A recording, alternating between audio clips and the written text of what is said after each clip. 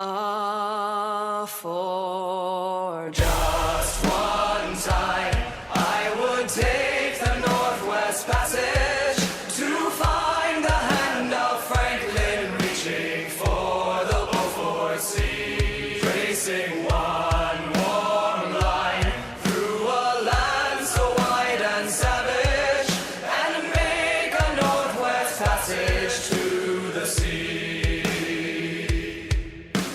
Westward from the Davis Straits, there it was said to lie, the sea route to the Orient for which so many died, seeking gold and glory, leaving weathered, broken bones, and a long forgotten, lonely cairn of stones.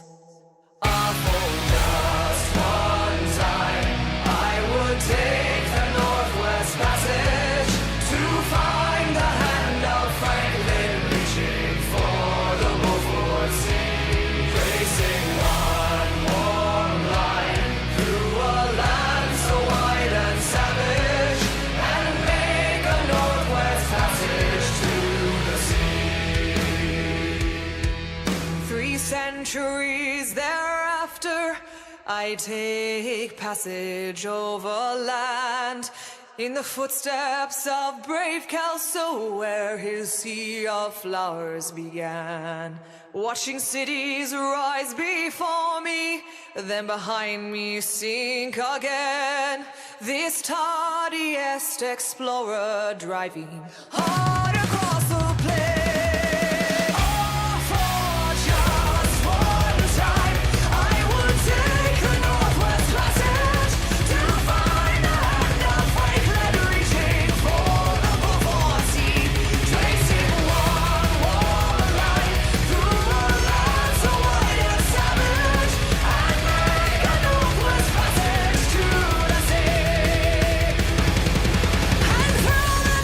Behind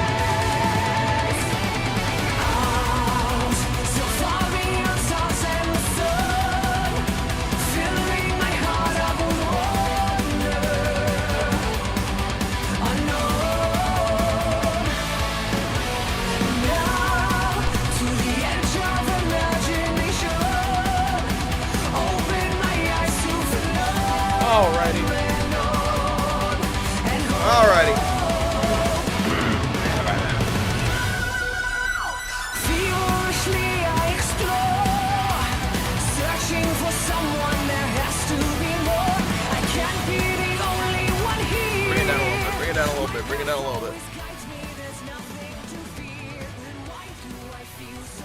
There we go. Sorry guys, I was trying to figure out an audio issue that I was having with my microphone. I discovered what the issue was. The mix amp wasn't plugged in.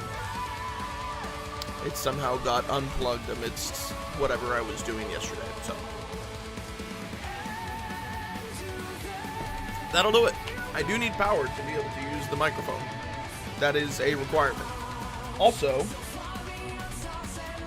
I was listening back to a little bit of the content yesterday, and I'm not really a big fan of how everything sounded.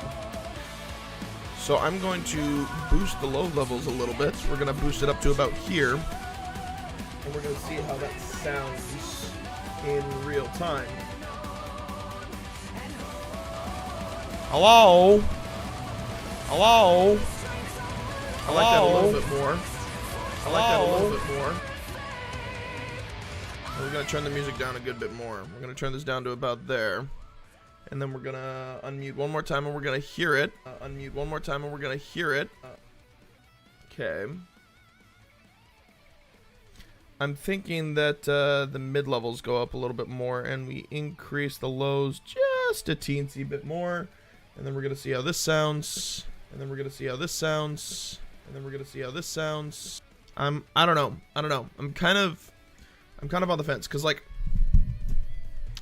when I'm like actively playing a game, I'm talking this way. Like I'm looking this way. The microphone is over here, but I'm talking directly forward. So I'm not talking directly into the mic. And this is the type of mic that benefits greatly from me talking directly into it. Greatly from me talking directly into it. Greatly from me talking directly into it. Greatly from me talking directly into it. Greatly from me talking directly into it.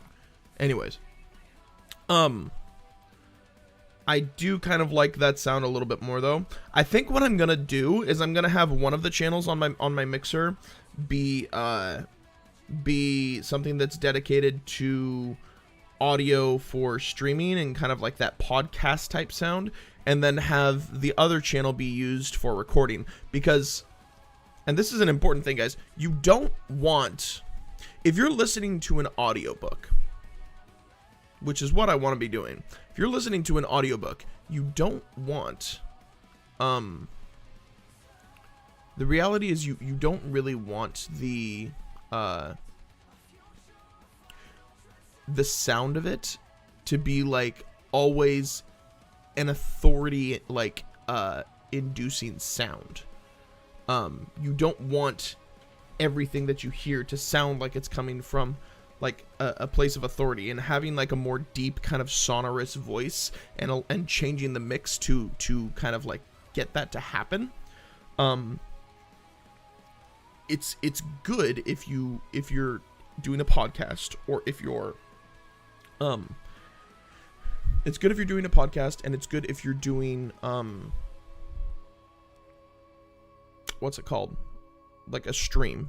You know, the thing I'm doing right now, that's what it's called, a stream.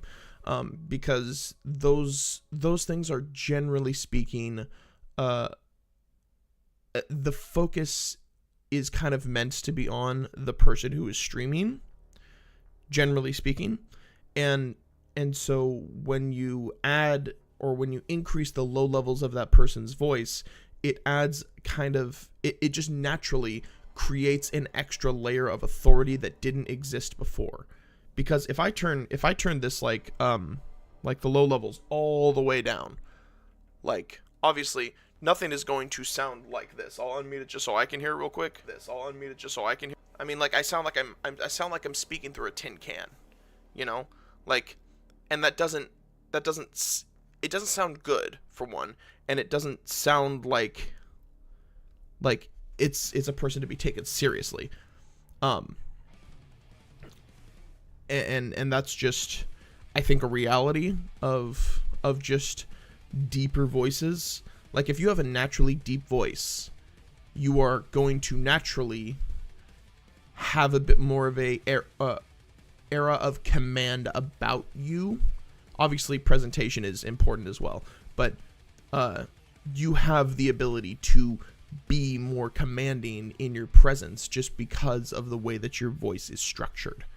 So That's why a lot of people, I think, use lower ranges. They boost lower ranges, especially when they're streamers, content creators, podcasters, because they want that authority to be attached to them. Now, I think it could be cool if you wanted to kind of go old-timey with it every once in a while. I think that would be actually pretty fun to kind of go like oh shoot, I know the era that this was like named after, but for some reason the only example that I can think of this right now is what's it called,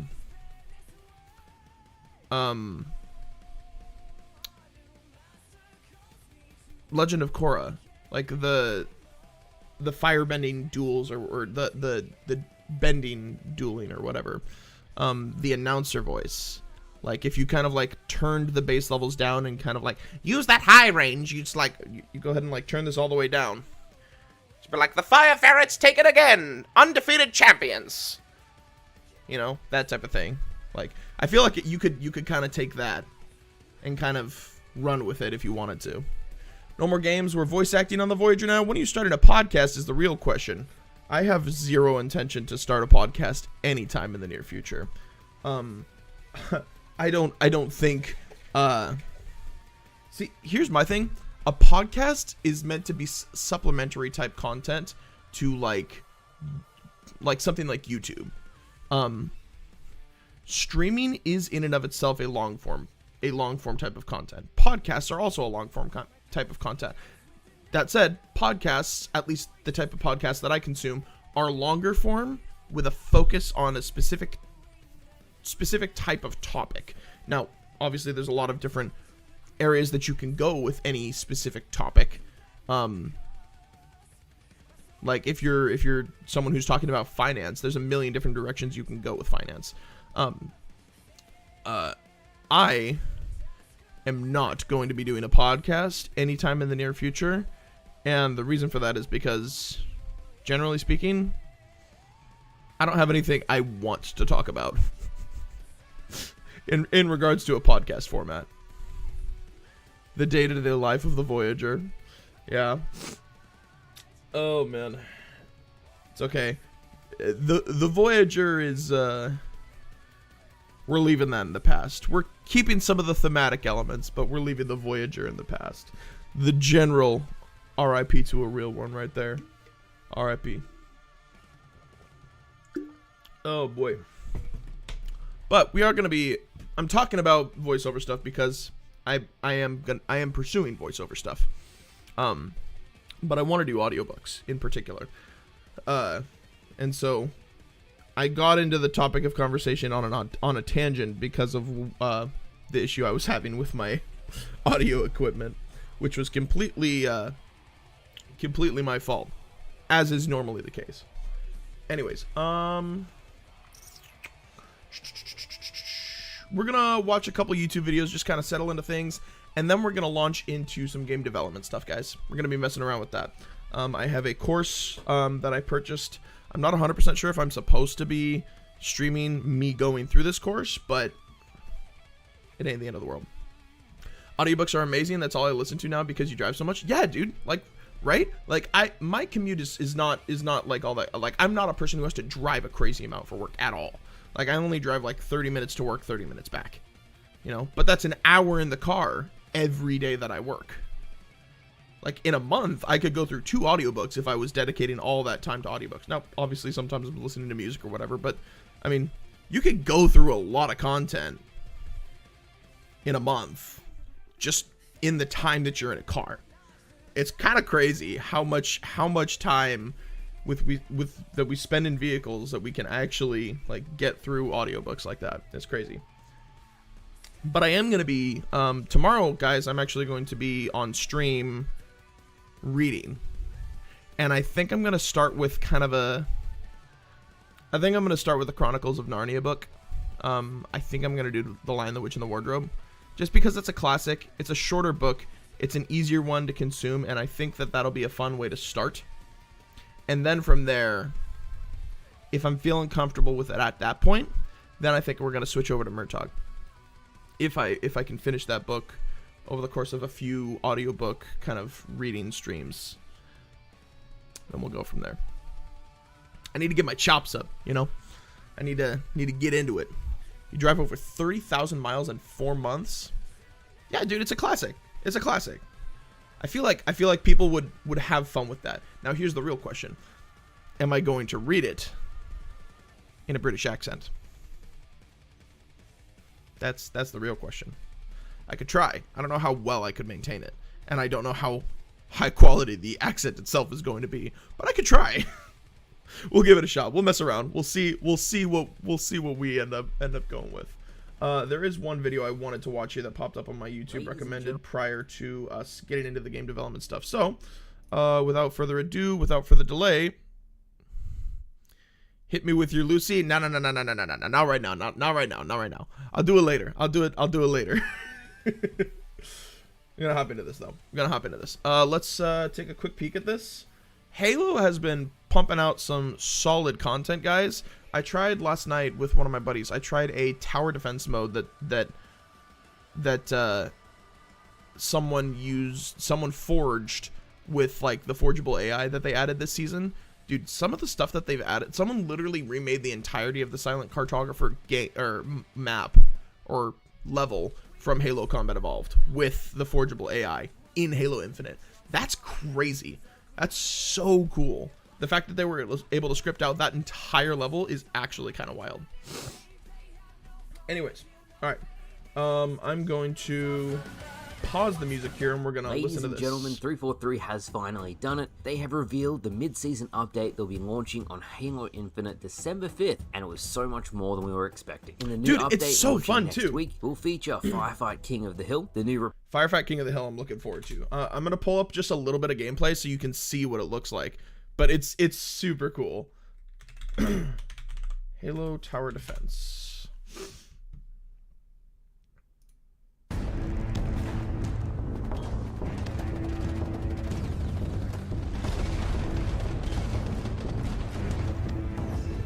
Which apparently there are more than 30 waves. Didn't know that until it was too late and we ended up dying. But we did get through 30 waves, me and my buddy that were playing through it.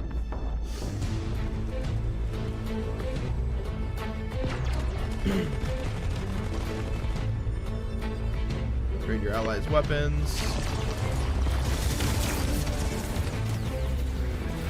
And it's actually incredibly well balanced. Like, I was surprised how well balanced it was. And when I say well balanced, what I mean is like the progression of like needing to purchase upgrades and the rate at which you're getting points is actually very, very consistent. It's a blast. We were able to get through the 30 waves last night. So what's up, everyone? What's Welcome up, dude? To Tower Defense Ultimate. My name is Beakle. I wanted to just give you a quick run through of how to actually play this game because there are some more complex systems that we'll jump into one that's like an actual. But yeah, literally like completing this game mode took us about like 35-40 minutes. Like just for like a custom game mode that someone made in Forge. That's awesome. So obviously the waves start off easy. It's just it's like 1,000 points to purchase a gun. It's recommended 3 to 4 people. We were able to clear the 30 waves with 2. We were able to do that, but it was really close. I think like every time an enemy gets all the way to the end, it costs 1 life and you have 30 lives to start with. I think at the end we had 5 lives. So we were cutting it kind of close, but it was a blast. It was a blast. Mystery box? Mystery box. Okay, I got Letter? no. Nah. It is essentially a mystery box. Like you go up, you spend 1,000 points, and it'll spawn you a random gun. And I will say, for this particular mode, Heatwave go Nah, it's like burr. The carbon. Heatwave goes burr. I got mine. So. That's a little better. Absolutely wild how strong it is. That's the slow Like firing. LMG? Wow, this is actually kind of sick. All right, so everyone spawns.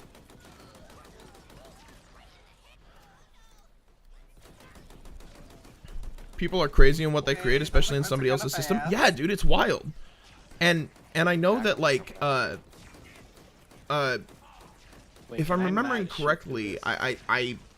I remember hearing, Might be a protection. I think it was at the Forge panel during the Halo World Championship Series in Seattle, that they wanted to eventually, or I don't remember where I heard this, but they said something about wanting to add a system Let's get a blue within the within Forge I mean, I'm fine that with allows looking you at to it. add Some of you guys scripted might instances of like adding your own music and voice lines. So legitimately, like I told you how they like someone remade like all the scripting and stuff. They remade the entirety of the level of the Silent Cartographer. Someone could legitimately add their own like the music to go along with that based on the events that are happening in the game. That way you're actually able to come up with like a fully comprehensive and complete level. You can literally make a whole game within somebody else's game. Yeah, it's crazy. Yeah. Well, it actually just does so much The damage. functionality of like the Forge right now, it's its own game development engine essentially. It's wild. We're almost there. Almost there. And like I've had my issues with like the direction and that, not the direction, but the how things have been handled at 343 since the launch of Infinite. But it really feels, just based on the state of the game, what they're adding to it, it really feels like they're back on track. And I think that this game That's could, a lot different, boys. Teleport. presuming they give it the attention that it They got hunters, deserves boys. over the course of its lifespan, I honestly think it could come back and Jake, be you a should go to very, one then. very, Jake, I think Jake go to very one for the strong hunters. title that competes for people's attention Where's in the hunters? gaming Where's the industry. hunters? And it needs to be, man. Bro. It needs to be. We need I mean, you can see it. Like, you get the idea of just looking at this. Like, it's It's so far. progressively get harder and harder, more enemies. Oh, I was looking the wrong way. Increase the types of shields and stuff that they're doing that. Are the hunters done? Yeah. The teleports broke just out the move armor, though. you back They're one back level. That dude's stuck there in the corner. He's cheesing. I'll tell you though, dude, Oh, heat wave for they're this angry, is they're actually running, they're wild running. because the heat wave it just travels through enemies. So Lose any lives? if you Oh, have our lives clusters are of green, enemies, they're red. especially in the later rounds when there are like Yeah, literally okay. dozens, Okay. I think you can spawn up to 32 enemies at the same time. I think that's like the max in Forge. So Try to get one. the heat wave, as they're just coming down in a single file line, you just blast that as much as you possibly can through as many enemies as you can. You're dealing so much extra damage per shot. It's literally Must be the like a best bomber. weapon for that game mode. But the way that the weapons work too, it really balances well. You have like the weapons that are good for crowd control. So you have like the electric pistol that stuns people. You have the needler that causes the explosions and causes people to stagger. And then you have the like the Not that great for the buster type weapons. Like a stalker rifle is going to be really good for cracking head shields, so that people with ballistic weapons are able to then shoot them in the head and finish them off a lot faster, so they don't have to take their whole health bar down. It's actually like the way they put thought into like how the weapons are going to interact with each other in this game mode. Really well done. Anyways, sorry, I'm going on a tangent. Repair field equipment. Every And if I single keep talking about it, I could talk about it for hours, but like I'm just campaign boss will be available for forgeable AI, as I mentioned, All right. more than we were jump expecting. back a In the little new bit. update launching next week, will feature Firefight King of the Hill, the new repair field equipment. Every single campaign boss will be available for forgeable AI. As I mentioned yesterday, Ranked will be seeing some changes, some pretty big stability fixes, and something I spoke a lot about at the start of Season 5 that I'm really happy and surprised to see they've fixed already. It's the custom games browser. 343 is fixing it completely. So there's lots to cover in today's video, Okay. so let's jump into it. Now 343 whether or not they actually fix it completely is to be determined. The update goes live on the 5th. has already shown some. I will video be the footage judge of whether or the not update. In Brazil currently, they it say is it's Comic-Con, actually and filmed 343 made an appearance fixed. talking about the mid-season update and what we should expect. So the video footage you're watching on screen now is of that. It has the Brazilian subtitles on screen. But the big feature mode of this update is, of course, Firefight King of the Hill. PvE is finally coming to Halo Infinite. I'm 9 looking maps, forward to 3 having this. community-made maps, and the community ones are the ones from Squad Battle. So Bro, you don't DC even Bay, know, dude. Mint Valheim, Blitz is the most disgusting Halo player I have ever seen. Like, his compilations, like, that is a commonplace type clip for him. It's wild. which is Valhalla. and Exiled from Halo 4. It is also going to include 6 dev-made maps, including the House of Reckoning from the campaign. Each round will have harder enemies, and if everyone on the team survives a round, a random skull will activate. These skulls are obviously the ones from the campaign. 343 also showed off the repair field equipment, so here's some video footage of it in action now. The brand new equipment heals both players and vehicles, and if you're a player And vehicles, inside that's the actually vehicle, dope. it will heal you as you drive. This feels like it's been taken straight from the Battle Royale Project Tatanka. We can't prove that, but it definitely seems like an upgraded version of Halo. Yeah, Project Tatanka is like, nothing's been confirmed about it, but there have been enough leaks that indicate that it's definitely a project that's in development. Whether or not it's going to be a completely separate game mode that's meant to be like a Halo from what I understand, it's going to be, quote unquote, everything's leaks, so take it with a grain of salt, but it's going to be a Halo BR that is made in Unreal Engine, and it's meant to kind of run alongside the main Halo game in the same way that Warzone runs alongside the main Call of Duty game. So whether or not that actually ends up being the case and when that comes out, we have no idea because it's all leaks, it's all data mined, so take it with a grain of salt. 3's regenerator equipment. Come December 5th, we get full Halo access DMZ to would the be new dope. equipment. I'll put it through its paces. I mean, honestly, it wouldn't surprise me because did you ever play Halo 5, Lucas? Because Halo 5 had a game mode called Warzone, not the Call of Duty Warzone, but it was essentially PvPvE.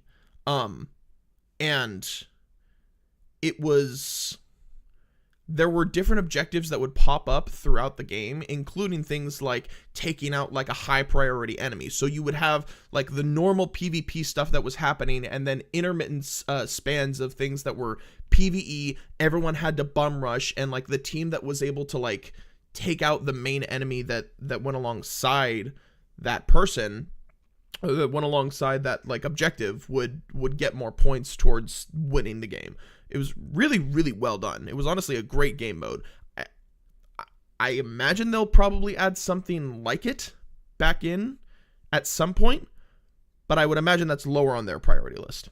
Is that what it can and what it can't do? I'm very excited. Never played it, but Next that up, we seems have dope. Forge. Way And before its time. 343 is Imagine adding Halo every Zombies, though. Single campaign boss as You wanna know what's funny? forgeable AI. This is huge, as it Somebody offers made a so many fully different functioning, variations for people's custom game Nacht der creations. Toten And when I say every single enemy, in Halo I Forge. literally mean every single high-value target from the campaign will be available. And this is great news. So we have the Pretty final wild. boss, the Harbinger, every high-value target that you can assess. And fully functioning perks, fully functioning mystery box,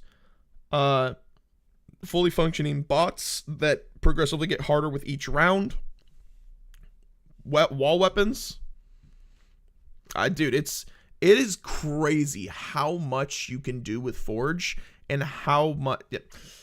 Obviously, we're gonna do some game development stuff. We are going to do that, but I'm having fun talking about Halo because Halo's in such a great spot right now. It's Fascinate throughout the fantastic. campaign. And if that's honestly. not all, 343 has also revealed you can now add skulls to your Forge experiences. This brings it that's one dope. step closer to a true campaign experience, and I really hope Halo music is considered next. Moving on from that, we have the custom games browser, and as I said, I've given a lot of feedback on it, mainly because it wasn't working the way it should have, and it was in a beta state ever since 343 released it last year. Yeah, the custom game As of browser Season definitely 5, needs a the custom revamp, games so I'm browser had a hoping that huge whatever they influx of do- new players checking it out. I'm really hoping that the rework that they do for it is going to be serviceable, because right now the custom game browser is rough. It's not really all that great. Because Firefight and PvE I'm glad were it's there. forged onto the game, as well as the Battle Not Royale as good game as it mode needs that to be. launched. And within a month, the main issue with joining into matches has been resolved, as well as now if you're in a fire team with your friends, you'll have no issues all jumping into a game together. Party leader just has to pick the custom game, and you guys should be able to join in no problem. I'm very Zombies impressed with is the turnaround on ruined this for you issue now. It's not specifically round-based, but the new because Zombies is players are actually going kinda to growing love on it. you. In future, I'd Had love some to crazy see the custom interactions with games browser people. updated into You a know, list. like I personally did not choose to buy it, just because if I was gonna buy the new Call of Duty, I would be buying it specifically for zombies. It didn't look like it was going to be enough for me for it to be worth a $70 purchase. So that's why I didn't buy it. Maybe it's a lot of fun, and I know a few people that are really, really enjoying the zombies experience, but doesn't look like it's something that would be kind of up my alley in the way that I would want it to be. So I just kind of decided to pass on it. like the MCC, as opposed to the tile system it currently has. This is a fantastic update. Finally today, as I mentioned yesterday, Ranked is seeing some pretty big changes, and they will also be going live December 5th. 343 is changing how the quitting system works, as well as how the game mode extraction operates. Very quickly, if someone leaves, you won't be penalized either in CSR or by the ban hammer, and extraction will not give you audio or visual cues when someone is converting the device. As far as mid-season updates go, I was really impressed by the sheer amount of content and fixes 343 has actually done. You compare this to say Season 1 or Season 2's mid-season updates, and it's a night and day difference. It really goes to show just how far the game has come, and just how far it has to go in the future. As a final treat, and probably the biggest news of the day, is 343 is releasing their first update to completely overhauling DC. That's right, 343 is releasing the fundamental changes to their networking model as a test in the PvE Firefight King of the Hill playlist. This means if you play Firefight, they you may seriously notice that 343 has need to fixed update DC. their 343 is going to gather that was our a nasty feedback headshot. and our thoughts, so I'll make a video on that once it goes live. And if the changes are received well, 343 is going to set up a PvP playlist in future to really test the changes between players. So all of that is really that's one thing that they really need to do with this particular like I really hope that this update and the networking changes that they're making land well at scale, because they seriously need to push out something. There are way too many desync issues and too many rubber banding things that happen. I seriously hope that the networking patch that they push out for this new game mode ends up getting rolled out to the rest, if it's good enough. hopeful. It's a huge update for the game, and I think the community is going to be very, very happy. But let me know down in the comments below. Can definitely get repetitive. Feels more like a Infinite's DLC than mid-season anything for update. multiplayer, I but myself zombies are is very definitely happy, unique. So let me know down below. But thank you Yeah, guys for watching. from I what hope I've been you told, all it's enjoyed, like- and I'll it's like- see you guys later. DMZ. It's just DMZ mode, but oh, look at that game development. Oh, this man, this guy here. Mint, Blitz, clip, montage. All right.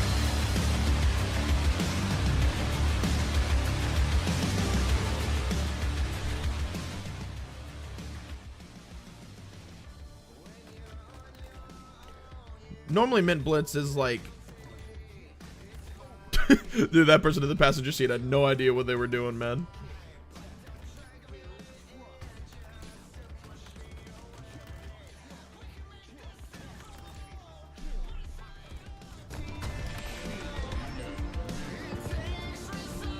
I've heard that a lot of people have said that it feels more like a DLC than anything. Not worth $70. Good, but not worth $70.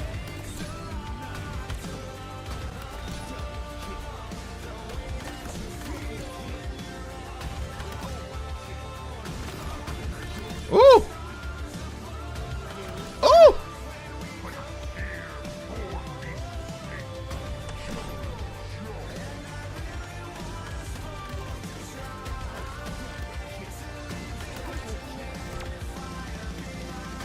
Oh!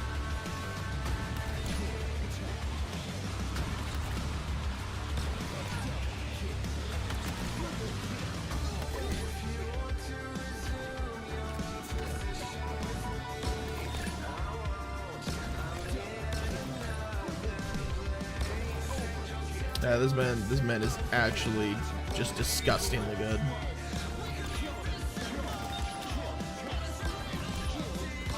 Kill Apocalypse. Killionaire.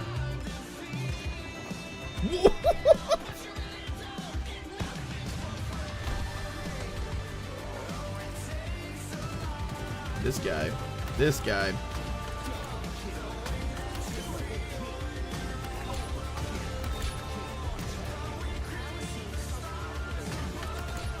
Killtrocity. Kilimanjaro.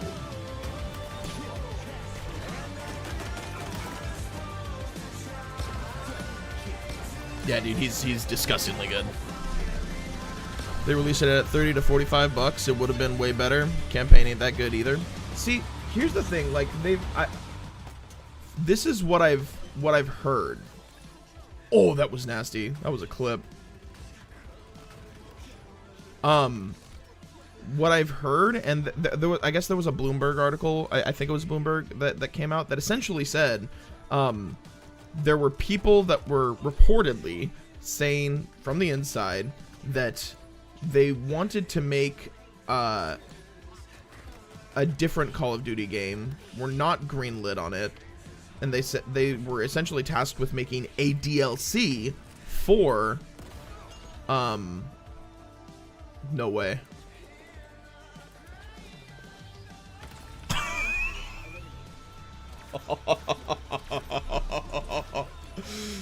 That's nasty, dude. Getting a splatter by just launching a vehicle through the air. Supposedly it was meant to be a DLC or an expansion in one way or another, and then they were essentially told, oh, you guys added too much to this, we're going to sell this as a full title. Again, you can take it with a grain of salt. Oh, I remember that bug. That bug was that bug was funny. Oh, the hijack, man. That was beautiful.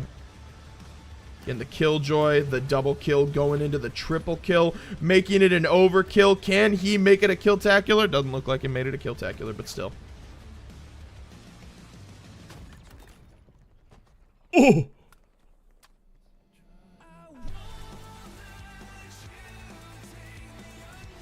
Anyways. So, yeah, from what I understand, the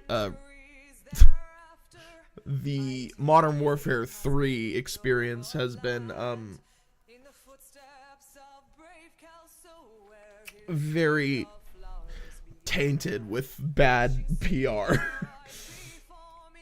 All right.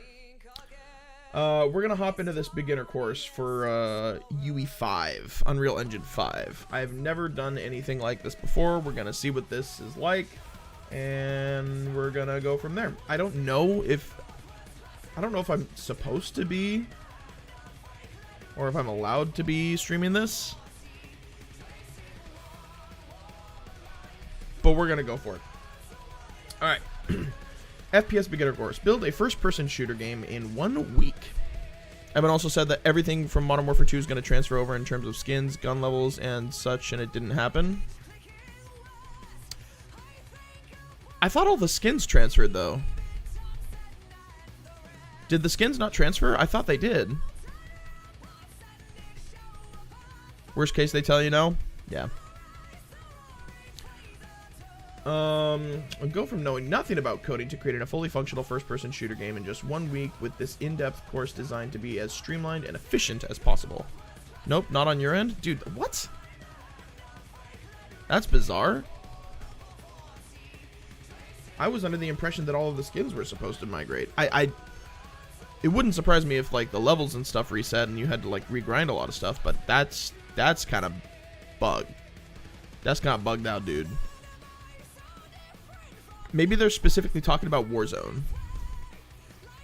I don't know. You haven't received any of your pre-order crap and you reached out like 3 days ago? AAA studio, by the way. Alright. Build the foundation of your game by learning to use Unreal Engine 5's blueprint system. Implement the gameplay mechanics you love, such as scope attachments, hit indicators, weapon firing, ADS, sprinting, heads-up displays, and much more. It's all right here, streamlined for you. Who's this for? This course is designed for complete beginners who are looking to make their first ever game. That's me! What you'll learn, part 1, getting started, learn how to use Unreal Engine and build gameplay mechanics from typical first-person shooter games. All while learning the skills required to design and implement your own. Help save Dead Drop.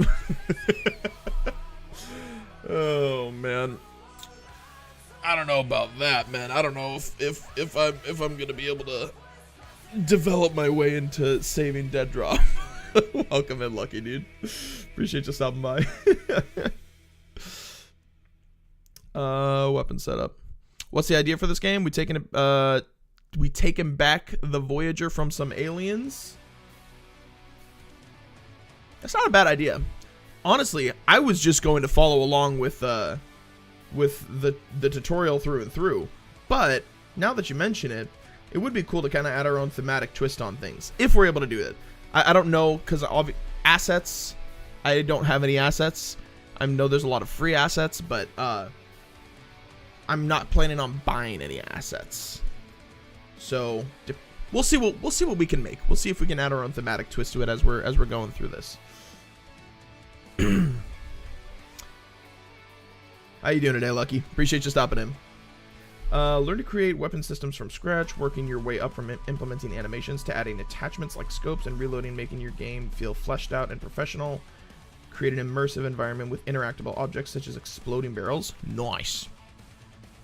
Design enemy AI that engages in combat using a variety of different attacks, providing a challenging and engaging experience for the player. All right. Let's look at the preview. What do we got for the preview? What if I told you you could go from knowing nothing about programming to creating a complete first-person shooter game in just 1 week? In my new course, you'll learn Unreal Engine and all of its core concepts while building a badass FPS game like Call of Duty with all of the common features such as building weapon systems, with aiming and reloading, building both shooter and zombie enemies. When I first set out to make video games, I was met with an overwhelming amount of information that I had to absorb, taking various different documentation and tutorials from different sites, with no clear explanation of exactly what it is that I'm doing and how I can actually create what I want to create. However, gotta add fish as I well believe just to the catch most some effective space way fish to for learn to create heels. video games is to, well, create games. And that's exactly why I Bet. created this course. In just a couple of days, you'll go from knowing nothing about programming to Locomotion. being able to set up your character and enemies and weapon systems. You'll also know how you can leverage this to create exactly the gameplay mechanics that you want. I've made these Roger lessons that. as streamlined as possible, cutting out all of the crap and giving you the knowledge that you need to create your games. Additionally, you're going to have access to the Virtus Discord server, where Wow. you're going to be able to meet thousands of aspiring game developers just like yourselves. In there, you're also going to have access to the Virtus Studios team, who are going to be able to guide you and help you with any problems that you have with the course, creating your games, or even just giving you advice on how you can become a game dev and how to get into the industry.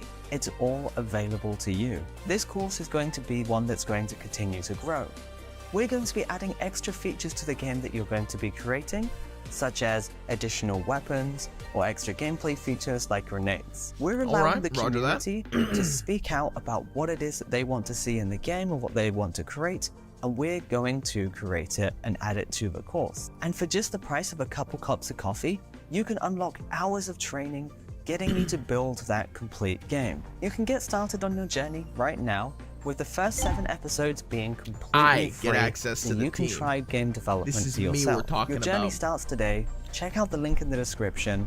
Wearing As my always, old ass stay awesome, Spider-Man keep shirt. creating. They're giving me access, baby. They're giving me access. Unrestricted access. All right. Course overview. What do we got? Oh, that's... Oh, okay. Download assets free. With this course, we've included an Unreal Engine project with all of the assets that you will need to build a small shooter game. This includes M4A1, gun model and animations, scope attachments, rifle sounds, rifle VFX, first-person arms, and animations. These assets have been provided free by Sidearm Studios for educational use only. These assets are not to be sold or shared without an appropriate license. Alright, roger that. Let's download this bad boy.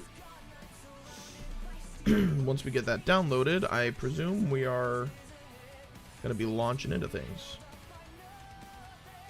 Assuming that it'll actually start the download.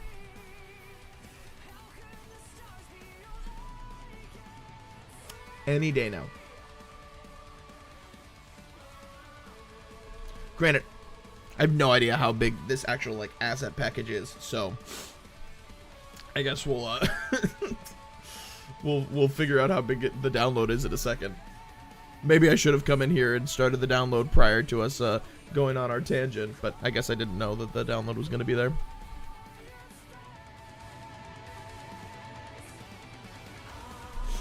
Not gonna lie, dude. This like artist that I've been listening to, Unleash the Archers,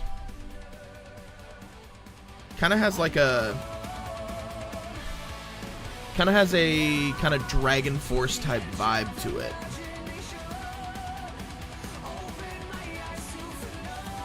But it's more kind of like high fantasy than anything. 1.4 gigs. Roger that. Extract all. Extract it.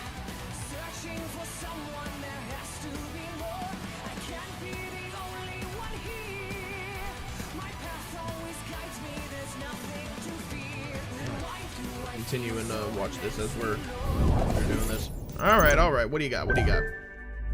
Hello and welcome to the course. My name's Luke and I'm going to be your instructor. And What's up, throughout Luke? this video, we're going to be going Not over Lucas, 4 quick but Luke. tips showing you how you can get the most out of this course and get you on the way to crafting beautiful worlds inside of Unreal Engine 5. Tip number 1, join our Discord server.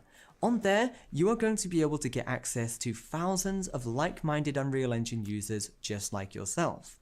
And with that, you're going to be able to see frequently asked questions and get access to community events and contests to push your skills to the very next level. Most importantly though, To the this very is going to be next your level. place where you're going to be able to get help using Unreal Engine. The Discord is broken down into different categories such as level design, VFX, and so on.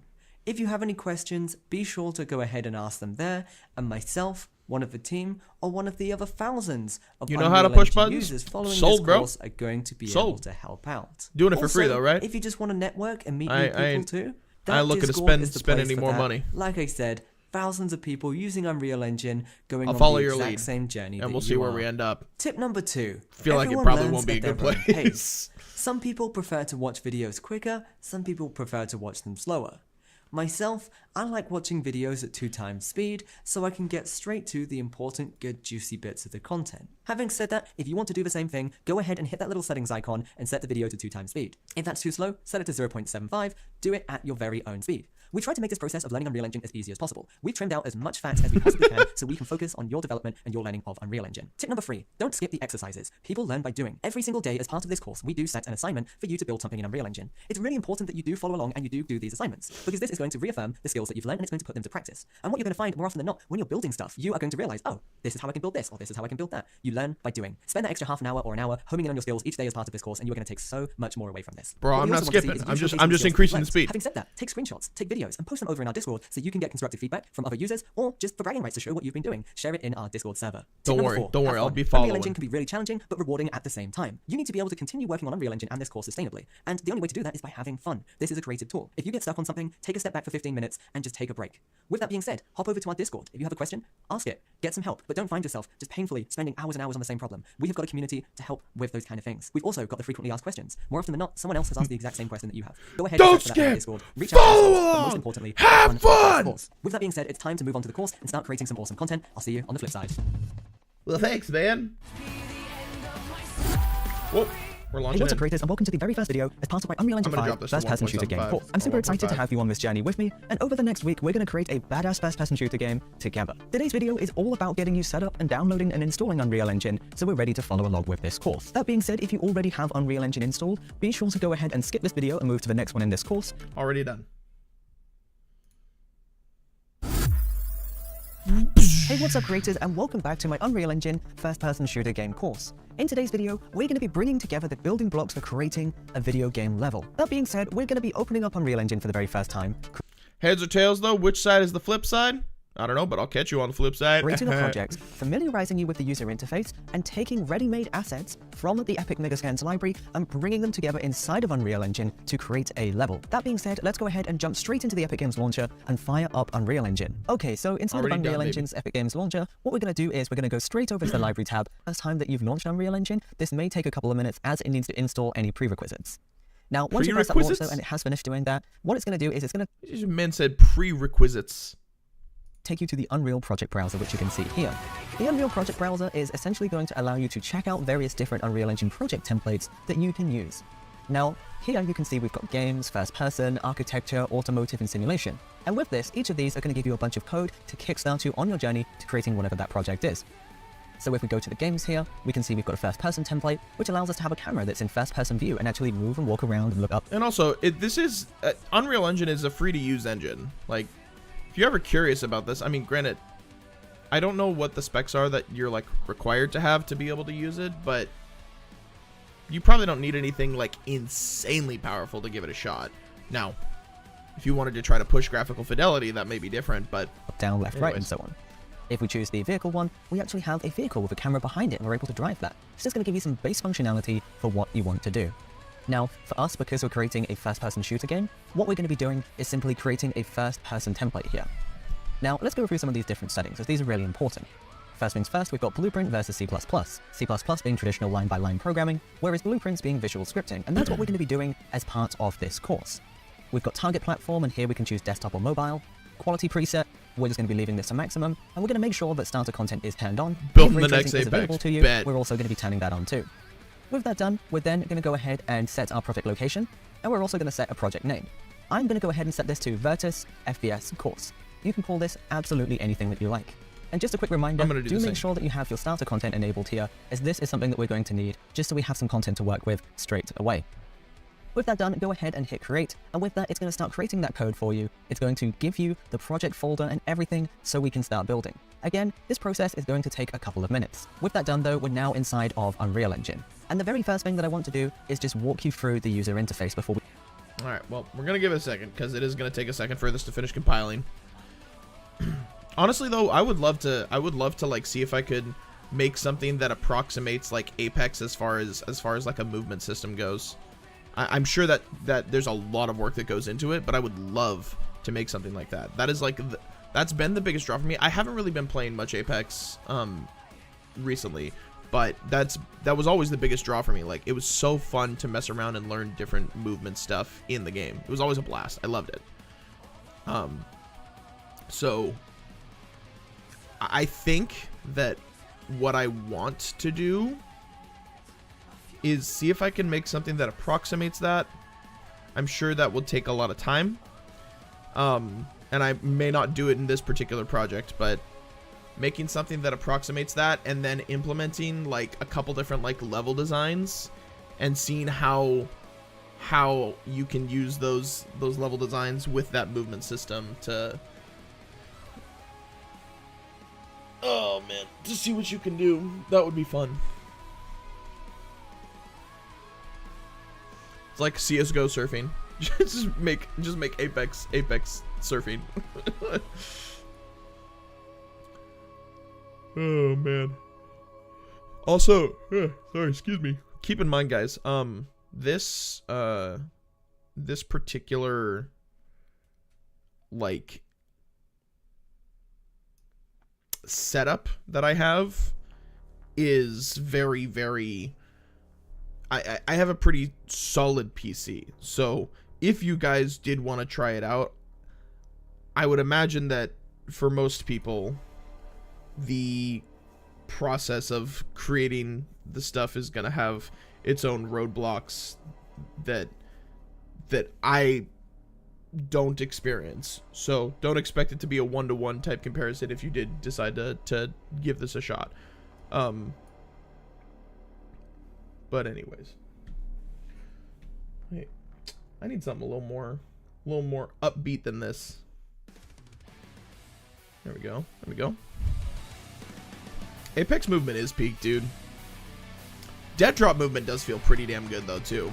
I really like how dead drop movement is coming together. The ability to like ledge grab and like jump from the top of the map down to the bottom and grab onto a zip line and then just like jump and like hip fire a sniper to land a headshot and instantly kill someone. Dude, that shit feels so fun. It's so fun.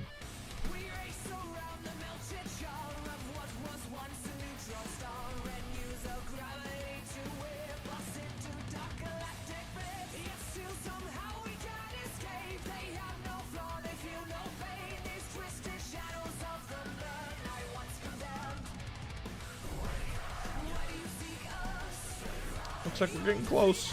The shaders have almost been compiled. Honestly, I probably shouldn't have turned ray tracing on. I probably should have just left that off just because while my computer is able to do it, my computer's also doing a lot of other stuff at the same time. I'm currently streaming, and I'm using NVIDIA Broadcast to do background removal. Yeah, that's... I don't have a green screen behind me right now, guys. I have a background removal on that's like AI generated. I don't have a green screen behind me. It just like in real time removes the background, which is super cool. All right, we're Gucci.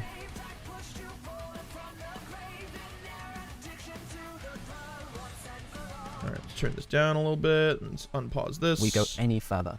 Now, one thing I'd recommend for you all is just go to Window in the top left-hand corner here, go to Load Layout, and just open up the UE4 Classic layout, just to make sure that we all see exactly the same. So with that done, let's go ahead and break this down. First things first, we have our viewport here. This is our view into the game world. And with this, I can just move around and I can see what I'm working on. And I'm just doing that very simply with my right click, and then I'm just moving the mouse. We'll go over those controls in a little bit more detail in just a moment. We also have the world outliner in the top right. And what this is going to do is essentially give you a list of everything that is in your game's world. So I can see I've got some cubes in here, I've got some... Here, I think I'm actually going to do this. I kind of want to... I'm going to rearrange a couple things real quick.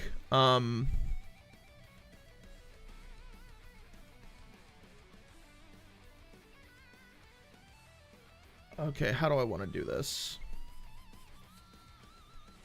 I'm going to rearrange a couple things to make it a bit more cohesive and easy to see for you guys. Minimize that. Because what I want to do is I think I want to have this like off to the side.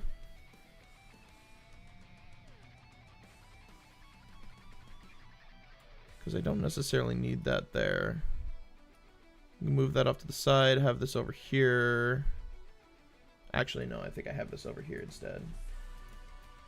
And I don't really need this open, so... 1 second, guys. I'm just gonna do this.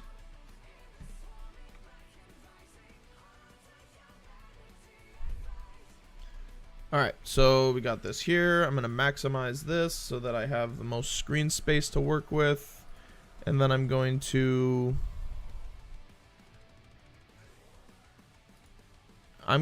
duplicate this scene. Duplicate. I'm gonna call this game dev scene. We're gonna duplicate that, and then we're going to add a display capture. We're gonna call this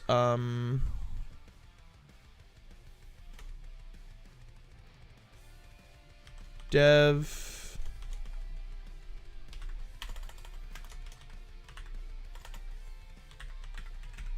tutorial screen, and we're going to change this to, yeah, we want it to be that.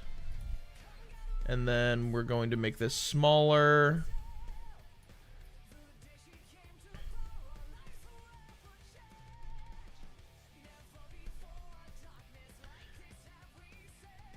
Let me know. I don't know what you guys are like, how this is gonna look for you guys. Here, this is what I'm gonna do. I'm also gonna add an image. No, not an image. I need to add a video or a media source. Okay, media source. I'm gonna call this cam box. Browse. Don't worry, guys. We'll get there real quick. I'm gonna make this look a little bit neater. And then we'll launch in.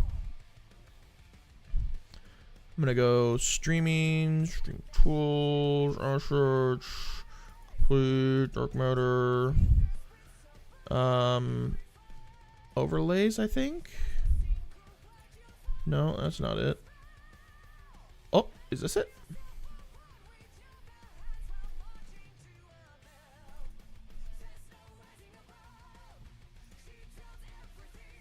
There we go.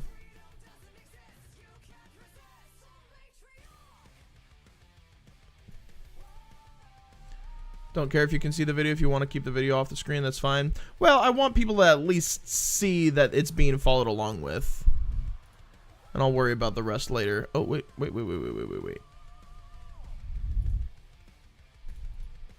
Oh, I didn't set it to loop. That's why. Properties, loop. There we go. I think that looks semi-nice. And then we'll actually do this. We'll do this. We'll make this... Hello? Hello?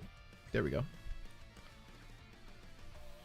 We'll do this, and then just for kicks and giggles, we'll have Spotify right here. So that way people can actually see what we're listening to in real time. Just for kicks and giggles. There we go. I think that's alright. Transfer to Twitch. Welcome on over. Alright, I'm going to call that good for the moment. Alright, let's go. Ramps in here, and if I scroll down, I can also see my lights, and I can see a lot more in here. Everything in our world is all going to be in our world outliner. Next up, we have the details panel. The details panel is essentially going to allow you to see the details of a selected object. So let's say I select a cube by just using my left click here. I can see the details for this, including the location, the rotation, the scale, the mesh, the material, and a whole bunch of other stuff as well. We can click on anything and see its properties here, and of course the properties are going to be different depending on the type of object that we are selecting. Next up, we have the content browser. The content browser is essentially going to show us all of our content within our project, and this is all going to be nicely organized. So we have our hierarchy view on the left-hand side here, and we can see in a folder view all of our content. So we have the hierarchy on the left-hand side, but then we have the content view on the right-hand side here. And I can also use my breadcrumbs here to go backwards and forwards. We'll get to know a lot about the content browser as we go throughout this course, as we start importing assets, building our worlds, and more. Next up, we have the Place Actors panel in the top left-hand corner. Place Actors panel is going to do exactly what it says on the tin. It's going to allow you to place a variety of different actors, such as shapes or lights even. We can go to these tabs and then we can simply just drag and drop them into the scene just like that. Again, as we start going throughout this course and we start creating the different types of actors, all of this is going to make sense. The one last bit that I do want to show you is just simply where we can start testing our game, and that's just by pressing the green triangle here, and with that, it's then going to take us into our game. And you can see now, we can use W, A, S, and D to just walk around. I can use my mouse to look up, down, left, and right, just as if I was in a first-person shooter. This is what comes with the first-person template. If I wanted to, I can run over the gun, and I can start shooting. Nice. And just like that, we have the beginnings of our first-person shooter. To get out of that view, you can just press Escape. So just to go over that again, press the green triangle there, the green play button to jump into the game, and then press Escape to escape from that. There is a few more controls here that we've got available to us, but again, this is all something that we'll do as we go throughout this course. Okay, so with this done, we now have a basic understanding of the Unreal Engine user interface. What I want to do now is a simple exercise where we start taking some assets and putting them together to get to know the controls and get comfortable and familiar with Unreal Engine. Okay, so back within Unreal Engine here now, let's go over some of the controls, and the easiest way to do that is to simply just dive in and start interacting with things. So going over these controls then, if I hold down my right mouse button, I can then move my mouse and pan around and take a look at where it's going. I can also use W to move forwards, S to move back, A to move left, and D to move right. Whoa, Using revolutionary. those controls in conjunction with the mouse to fly around nice and easily. So those controls are really straightforward. Also, in terms of movement, if you want to change how fast you move, what we're going to be doing is going up to the camera icon in the top right-hand corner here, go to my camera speed, and we can turn this down to make it a little bit more controllable, or turn it up if we have a large landscape and we want to move around a little bit quicker. For me, I'm just going to set this back to the default 4. So, we know how to move around our scene now. Let's take a look at how we can select things and move them. That being said, I'm going to go ahead and find a cube, and let's say I want to move this. Really straightforward. I click on the cube just by left-clicking on it, and then you're going to see this gizmo is going to appear. And with this, we can see we've got 3 All right, hold on, 1 sec. Am I able to change that back to... The UI was freaking out when okay, every time I like tried to move that, it was freaking out. Wait a minute. Was this at... I'm so confused. Whoa, whoa, whoa! Moving too fast. Moving too fast. Set that to 1. And I want this to be at 1. There we go. Okay. Dear Lord. I'm not going to mess with that for now because the UI is acting weird at the moment. Arrows, and each of those represents an axis. And I can move this on the x-axis by moving it on the red, so just click and drag to move this. And we can grab any one of these arrows to move us up or down, or left and right. We can also go straight to the middle of this on the little white dot here, and we can move it that way. Whoa. With that done, we understand how our movement works. Really straightforward.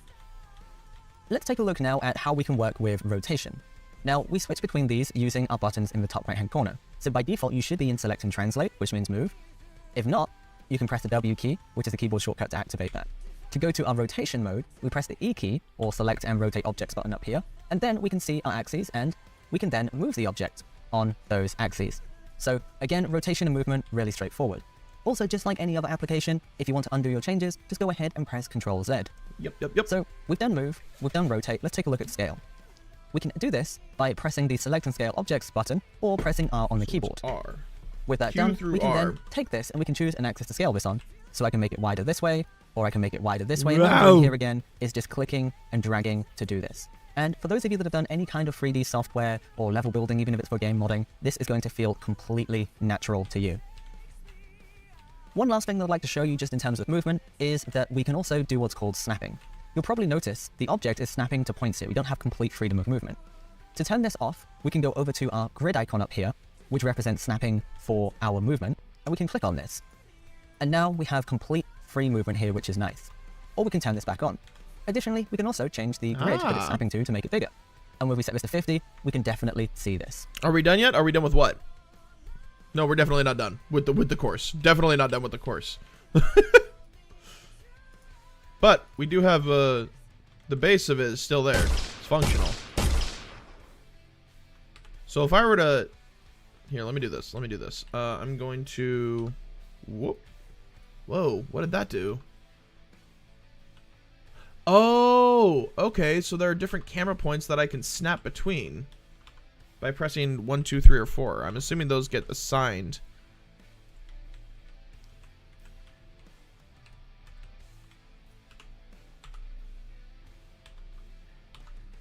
I'm just guessing. Here, I'm gonna do this. I'm curious to know whether or not if I were to go to the scale and I make this quite a bit. Whoopsies.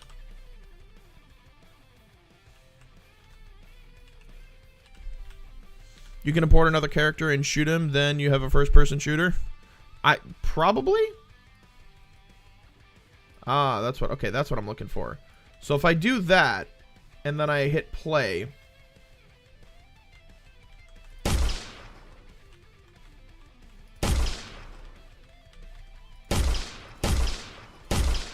Okay, it doesn't seem like this has like any mass associated with it. Yeah, deja vu.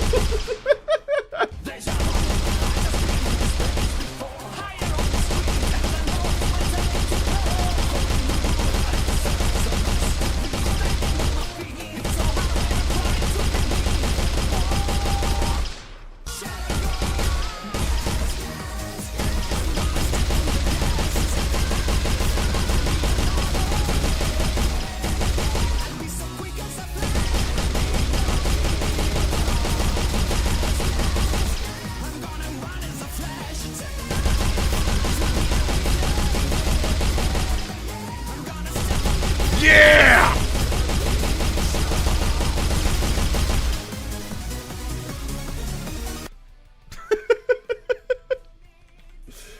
Should we make everything in the game destructible? I'm sure that that is a process. Actually, you know, there's probably pre-made assets for stuff like that, but we're not going to do that at the moment. I can do the same thing for rotation. Instead of it snapping to 10 degrees every time, I can turn that off, and I've got complete freedom of rotation here, which is nice. Or I can turn this on and even have it snap to 15 degrees each time. What I was trying to figure out was whether or not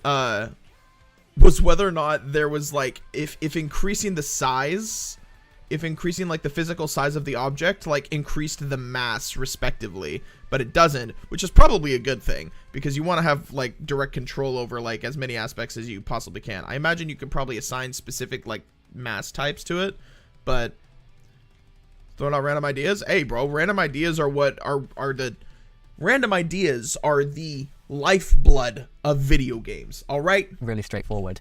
Scale is exactly the same here. We also have a scale snapping mode too. I can turn this off, and if I go to my scale, you can see we can scale this as smooth as we like. So that's really straightforward. So now that we know how we can actually move our assets in Wait, terms hold on. of this as smooth, exactly the same here, we also have a scale it's that snapping one. mode too. I can turn this off, and if I go to my scale, you can see we can scale this as smooth as we like. So that's really straightforward. So now that we Roger know that. how we can actually move our assets in terms of just translation, which is movement, rotation, and scale, let's take a look at how we can actually take some ready-made assets now and bring it into our level. So to find those ready-made assets, what we're going to do is we're going to head over to the starter content folder in our content browser. And this is exactly why I asked for that tick box to be enabled when we created the project. Now, if we go to the props folder, you can see some of the props that come with this. They're very simple, and there is a massive library we're going to show you how to tap into in just a moment. But with this, what I can do is I can take things like a chair, and I can just drag and drop it into the scene. And this is exactly how the content browser is going to work. I find an asset that I like, and then I bring it into the scene. And I can take anything in here from like a bush, or a door frame, stairs, absolutely anything, and I can bring all of this together. And of course, with all of the controls that I've just shown you, I can press W, and with this, I can then move it around, I can press E to rotate it, I can press R to scale it, I can do absolutely anything that I want here. Okay, now while we have some of the starter content in the scene here, let's go ahead and take a look at how we can download some of Epic's more detailed photogrammetry assets and bring it into our project to use. And this is exactly what we're going to Now be we using gotta have throughout bush this course camping. to build Bush our camping. video game level. To do this, what we're going to need is something called the Quixel Bridge. Now, installing this, again, Bridge. super straightforward, and for a lot of you, it should actually already be installed. The way we access this is search for our Epic Games Launcher, Already got that bad boy open. and then if we go to our library. Now, inside of here, we're going to go to installed plugins. Now, you can see we don't have any plugins installed at all, like nothing. That being said, we're going to close that, and we're going to have to find our Quixel Bridge, which should be under our vault already. And Cannot if it's install not, this plugin we as can it's find already that in the installed. marketplace. Roger that. We're going to go to Install to Engine, choose 5.1, and then go ahead I'm on and press 5.2, resume but on that's that, alright. or install whatever it says. Now, with this, for it to work, we are going to need to close our project. Now, when you close this, you're probably going to want to save those changes. I'm going to assume that we're good and we don't have to worry about that because it says it was already installed. So, installed plugins. Okay, yeah, it's already installed. We're good. And then we're just going to let this run and do its thing. Okay, once that's finished, we can then check our installed plugins. And with this, we can see Quixel Bridge is now Oopsies. installed. And then, most importantly, under My Projects here, we should be able to see Virtus FPS course or whatever it is that Yup, you there it is, named there it is, your there it is. project. Miguchi. We can just double click on this now to directly open this up. Don't worry, bro. Now that we're back already inside of our done. project, what we can do now is access that Quixel Bridge that we talked about. So to do this, we're going to go up to the cube with the plus icon in the top left-hand corner, and then inside of here, we're going to go to Quixel Bridge. Now, this is going to give us a massive library of free assets which have been photogrammetry scanned, which are just incredibly detailed. Oh, Let me sick. show you what some of these look like. So let's say I'd go ahead and choose this item here. We can't see too well because it's not very close up, but I can assure you this is incredibly detailed. There's everything that we might want in here, from tables to stools to...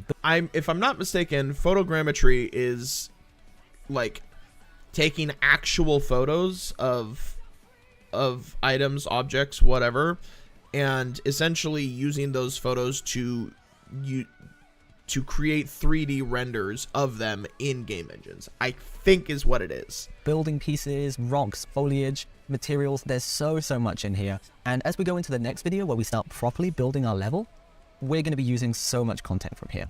So with that Hell being yeah. said, let's go ahead and show you how we can download some of these assets and bring it into our scene.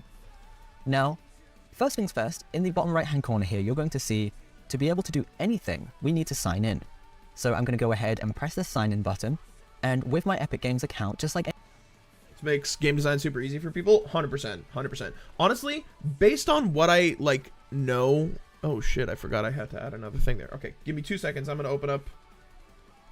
Where's it at? Where's it at? Where's it at? Wait, hold on. Wrong one.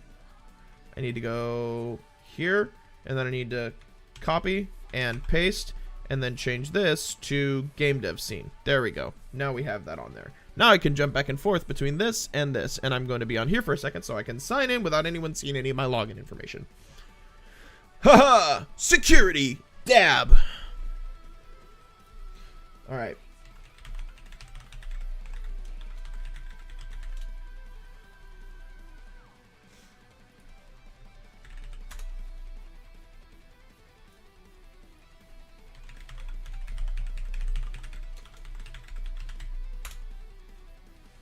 There, wait, what?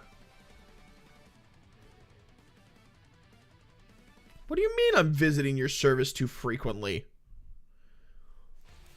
What's your password? It's 1234. Go fuck yourself.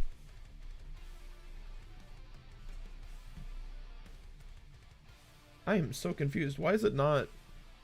Hello? Give me 1 second, guys.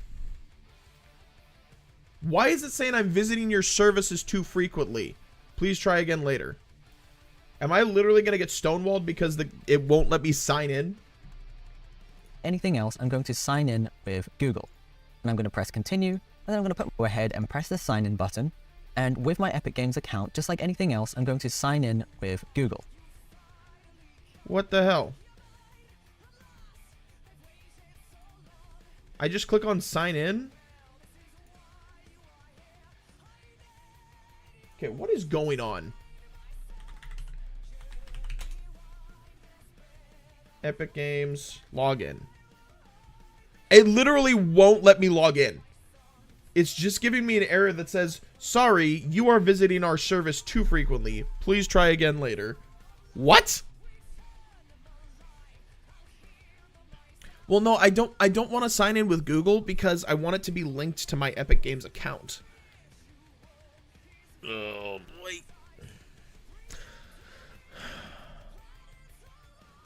I mean, I guess I can sign in with Google. I just don't want to.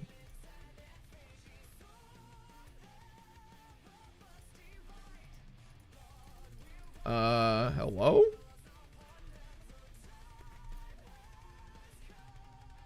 It's just not working right now. Flat out. Medium quality. We'll stick with medium quality. Save on some performance. I still can't sign in. Hold on. I'm gonna Google this. Invalid client Epic Games.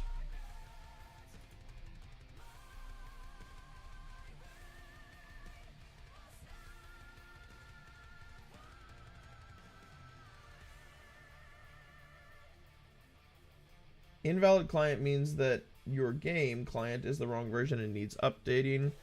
There's also a current issue with Epic Games servers. No, okay, well that was posted 3 years ago. That's what the IT guy always asks me.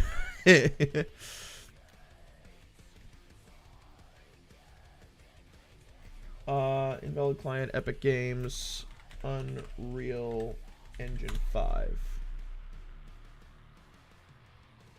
Actually, sorry. Whoop. You are visiting our service too frequently. No, I don't care about this being on Fortnite. This error is one potential fraud, hacking attempts, and abuse. What do you mean? Apologies. I don't know what I'm doing. I'm not abusing anything. You need to get their shit figured out, bro.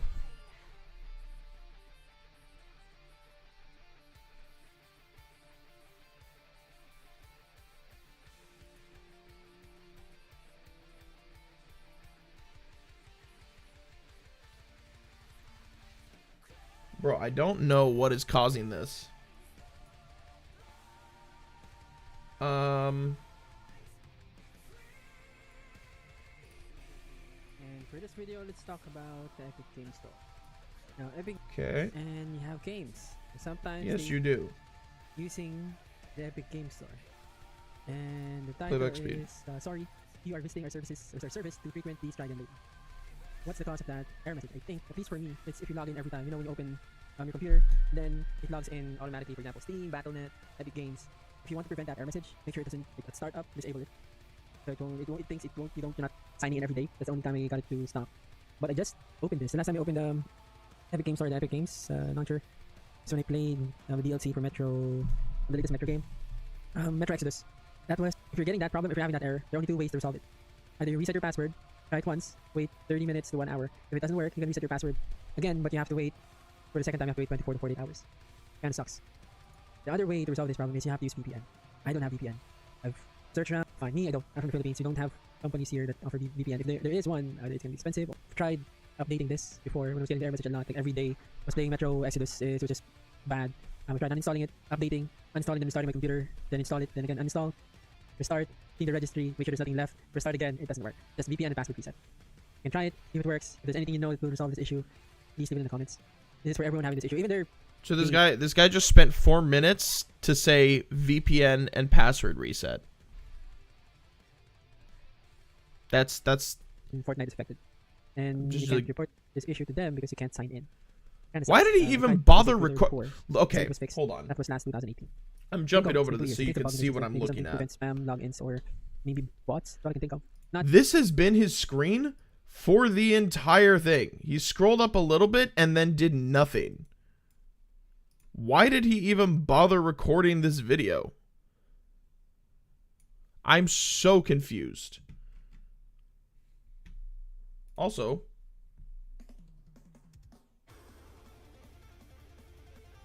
we're just gonna listen to some oldies music. Actually, you know what? No, we're gonna listen to Dragon Force, bro. We're gonna listen to some Dragon Force.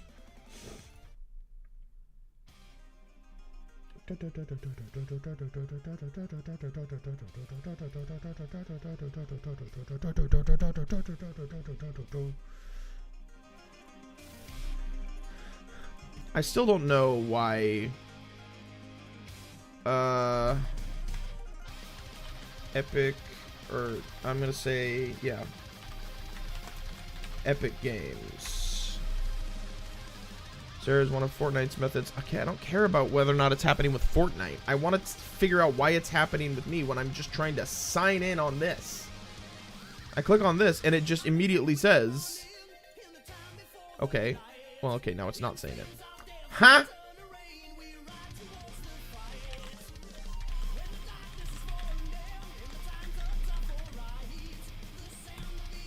Click continue. And then it says, sorry, you are visiting our service too frequently. Please try again later.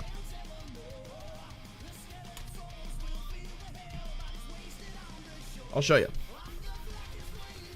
I deleted that, but sorry, you're visiting our service too frequently. Please try again later. What am I supposed to do? I can't log in. I don't know what I'm supposed to do here.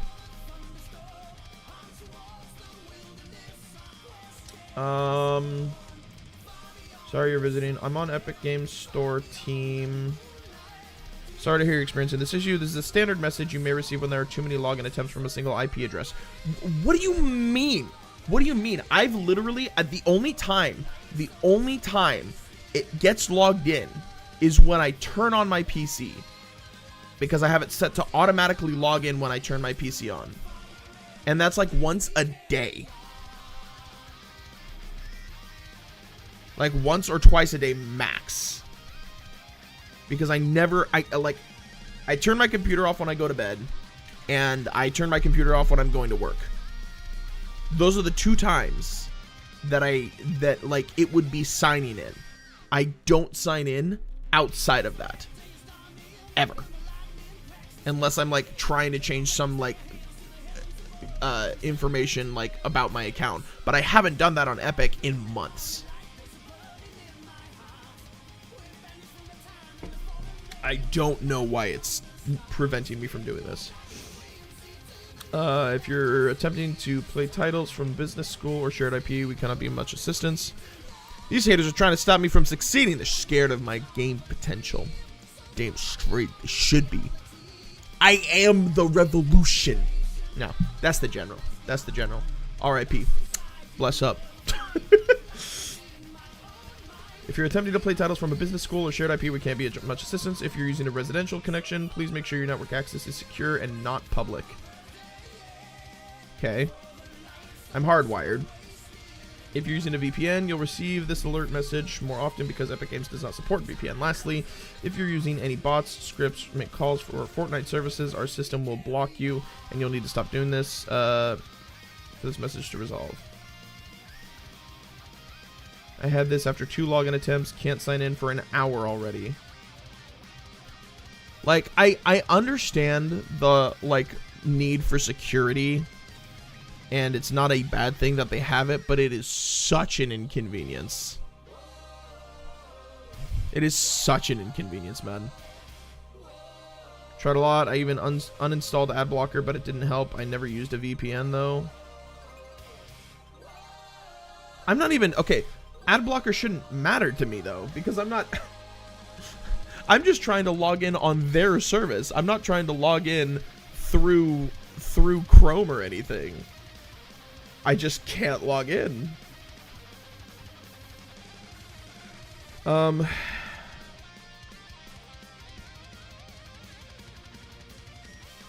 weeks ago, I started noticing problems with Epic app. It was displayed totally wrong and not usable anymore, so that I then tried to use the website. Now, since a few days, this weird login problem occurs and can't log in at all, neither with smartphone nor with browser on desktop nor with the app. The only thing that is different from my side are some Windows updates. Epic has some serious problems going on.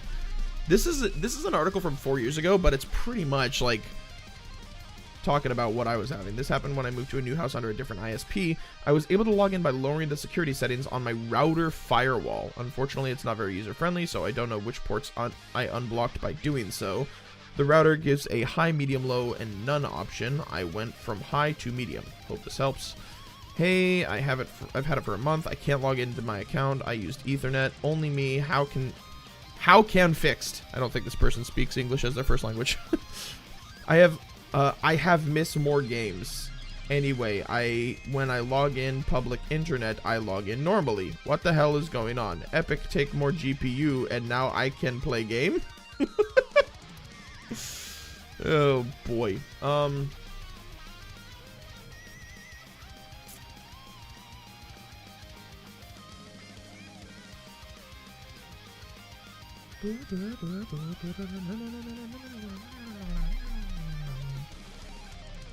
I don't know how to resolve this. I'm not seeing any things about resolving it because none of the I'm not using a VPN. I have a secure network, but I am hardwired, so that shouldn't be an issue. The only thing I'm seeing is like adjusting the router firewall. Here, I'm gonna see if I can like open a support ticket with Epic because I don't know why this would be happening. One sec.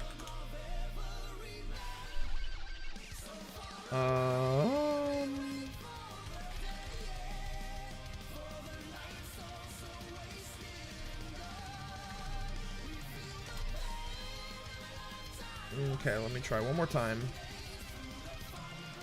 Try to sign in. I'm gonna go here. I'm gonna copy this. I'm gonna paste that. Go here. Dude,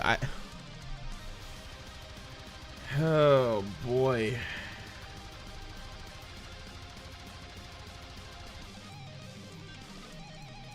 Yeah, I'm gonna have to open up a ticket with Epic. That's obnoxious.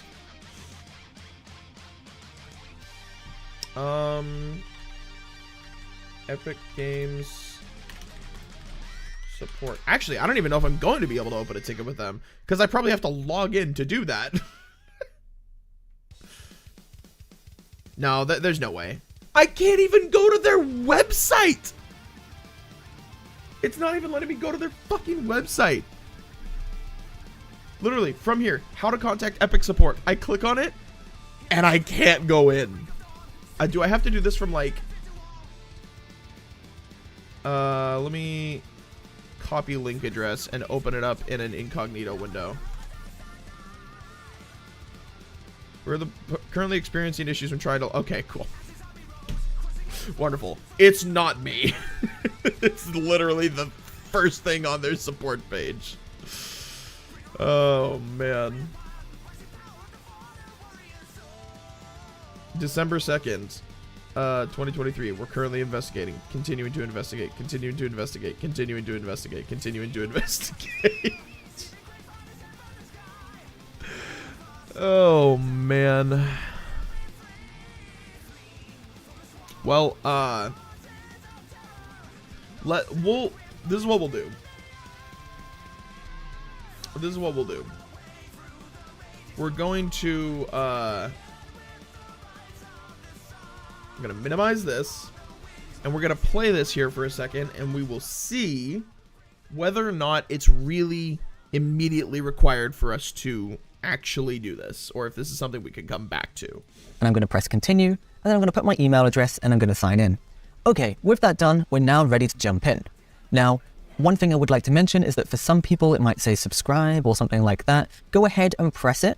It's completely free. You don't need to put any credit card information in or anything like that. It just says, I'm using this content for Unreal Engine, which is going to make it be completely free. So go ahead and do that if you haven't already. Follow any instructions on any website that you might come up with. For me though, I've already done that, so I've signed in and I'm ready to start downloading some assets. Let's go ahead and try and find some stuff. So to find it, we're going to go over to the Home tab in the top left-hand corner here. We're going to go to 3D Assets, and then we're going to start finding some assets. Now, for me, I'm going to be going in and I'm going to be searching for some building assets, and I'm going to be searching for, let's go for some pillars. And you can see here, we've got lots of different pillars that we can download and bring into our scene. And I'm going to find one that I like. And with this, I'm just going to choose this one, Old Decorative Pillar. Now, bringing this into Unreal could not be easier. All I have to do is down in the bottom right here is choose the quality, low, medium, or high, or even nanite, nanite being the best. And we'll talk about nanite in another video. And with that done, I can then just go ahead and press the download button, which is going to download the asset. And then as soon... Okay, I literally can't download it. Well, I'm going to continue watching for now. Because, like, it's possible that, like, we set this up and we don't end up using it until, like, way later. So... As soon as it's finished downloading, I can press the add button, which is going to add it into the content browser. And we can just drag it straight into the scene. It's that pretty easy. nice. So we're going to let this download finish, which is just going to take a moment, and we're going to bring it into the scene. Okay, with that done, we can see it's now downloaded, and we can press add. Now with this, if we pressed add, what you're going to see is in the content browser down here, we can see it's taken us to a folder within Megascans and 3D Assets, and we can see what we've downloaded. We've downloaded a couple of textures, which are essentially just images, which represent the color and the look of the object, a material which combines all of that, and then most importantly what's called a static mesh, which is 3D geometry.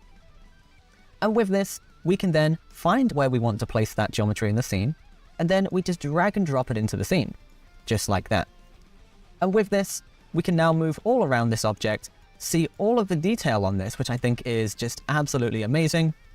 And with this, we can start placing this throughout our scene. So I can even place a couple of these if I want to, and I can even start building a room out of this if I wanted to. It looks incredible. So what I want you to do now is I'm encouraging you to download some assets from the Epic Megascans library, like I just showed you, and start building the foundation of your level. It can be absolutely anything. Now, we will be creating a level together in the next couple of videos, but for now, I want you to get comfortable with Unreal Engine, and the easiest way to do that is to, well, just create some cool stuff. So go into the Epic Megascans library, start dragging some assets into the scene, and start trying to build your level. Add some floors in, some walls in, start adding some props in, just go crazy, have some fun, and it's going to be a blast. That being said, that is it for this video. I hope you have enjoyed it. Now, this has been a very... I'm sure I would have enjoyed it more had I not run into an issue of being incapable of signing in via Epic. quick fire introduction to Unreal Engine. Like I said in the video, as we go through this course, you're going to be learning a lot more about this. You're going to be getting faster, a lot more familiar, and everything's just going to feel second nature. But for now, just creating your level is the best thing you can do to start getting comfortable before we start going into programming, importing assets, and all of that fun stuff. It's always incredibly useful for other developers or even for yourself to just showcase the work that you're doing. If you want some feedback, go ahead and ask for it in our community Discord server. That's it for this video. I hope you have enjoyed it. Be sure to hop over to the next video in this playlist, but as always, stay awesome, keep creating. Virtus, signing out. Roger that. Thank you, sir. Hey, what's up creators? Today, we're going to be kickstarting your shooter game. We're going to be showing you how you can implement your arms and your gun and attach them to the character so when we move around, they follow along with us. Without further ado, let's go ahead and dive straight into Unreal Engine 5. Hell yeah. Okay, what I've done is opened up the project which is available to you as part of the FPS course in the link in the description. This project is going to come with all of the assets that you are going to need to build your shooter game. It's going to come with a gun, it's going to come with arms, sounds, particle effects, and everything you need. All of this is going to be available to us in the content browser. The very first thing that we're going to be working on is attaching the arms and the gun to our character. This can be found under Content, FPS Assets, First Person BP, and Blueprints. Inside of here we can find our FPS Assets?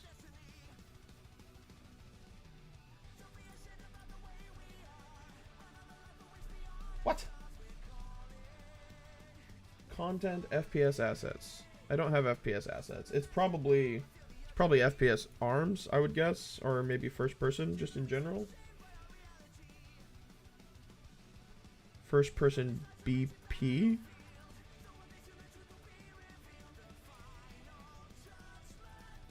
I'm so confused. Why do I not have first that same stuff that he to our does? character.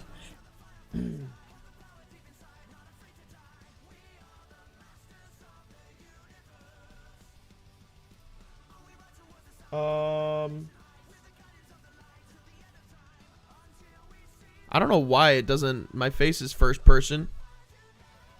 You take that back, Monk. You take that back. This can be found under Content, FPS Assets.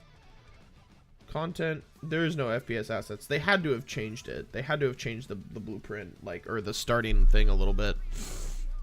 First Person BP, and Blueprint. First person weapon, maybe? First person arms? First person blueprints. Okay. Okay, yeah, they just changed it a little bit. These are the biggest problem in my experience with anything, any type of online course. It is not updated frequently enough to it's not updated frequently enough to account for all of the changes that get made over time, which is slightly irritating, but something that you have to deal with. Inside of here we can find our first person character. What I want you to do is just go ahead and double click on this to open it up. Our first person character is going to contain all of the inputs and functionality that is going to drive our character. It's going to hold the physical representation of our arms and our gun. It's also going to contain data such as the character's movement speeds and what happens when we press certain buttons. Let's go ahead and show you how we can attach those arms and those guns inside of this character. The very first thing that we need to do is go over to the viewport so we can see the 3D physical representation of our character, and we can see a list of all of the components in the top left hand corner.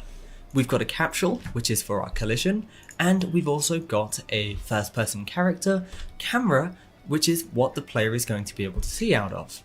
Now what we need to do is add those arms and the gun. To do this, we're going to go up to components in the top left hand corner.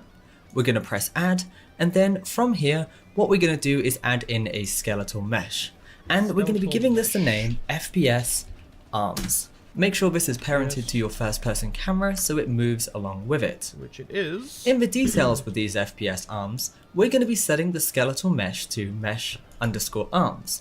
These are the 3D model that we've already created for our arms. If you have your own models, by all means go ahead and use these. What we're also... Hold on. He said skeletal mesh,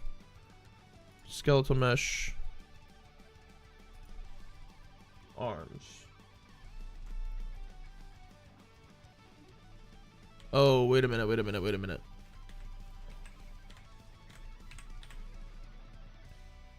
Wait, I'm supposed to have all of these assets already. Where am I supposed to actually put this? Okay, hold on. Hold the phone. I don't think it actually told me where I was supposed to put these assets. I would assume that I'm supposed to put these assets... Virtuous FPS, sample project... Wait, what? Saved, intermediate, okay, long time ago script... enemy assets, UI kit.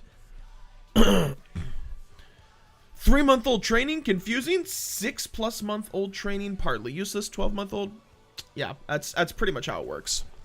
Which I think this is like at least 3 months old because it's building in in UE 5.1 and 5.3 just released. I'm currently using 5.2, but I digress. I don't have the same. What I don't know is I don't know how to import assets. Here, let me do a quick Google search. How to import local assets to Unreal Engine 5. Assets are imported into Unreal Engine using one of several different methods. Assets can be imported using the content drawer or content browser. Selecting file, import into level from the main menu. Here, I'll close out of this for now. File. Import into level, downloads, FPS assets.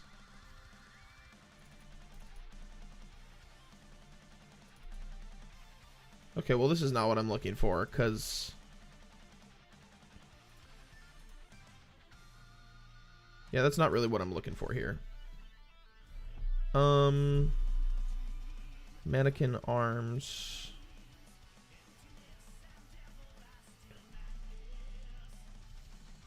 Wait a minute. How did I get in there before? Did I just double click on this? I thought I just double clicked on it. Powering over us, so far beyond the blackened sky tonight. Glorious, forever glorious. We are victorious, into the light. We'll all find our sacrifice tomorrow. Oh, it was this one. Okay, there we go. So I went in there, and then I went to viewport. Whoa! Little fast. I think I'm actually gonna turn this down a little bit.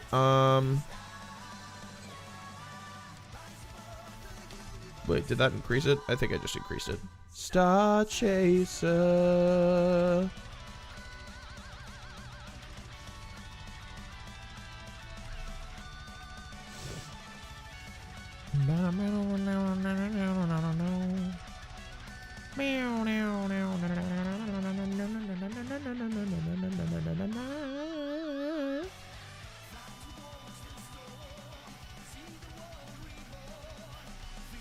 There we go. I prefer that speed. That speed feels better.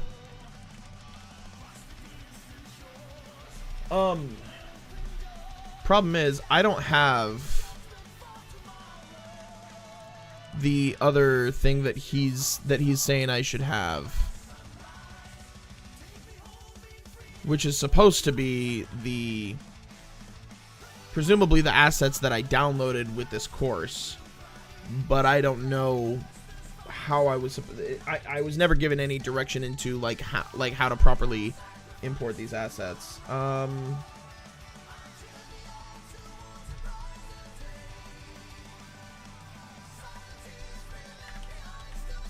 Virtuous Hub Discord.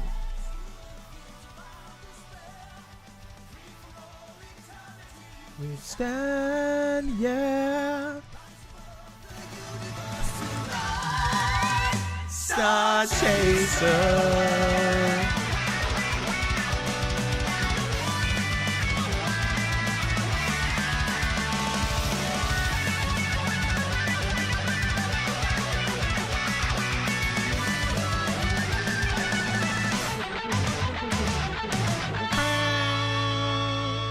Free from this world, here for the last time. Oceans collide inside of us all.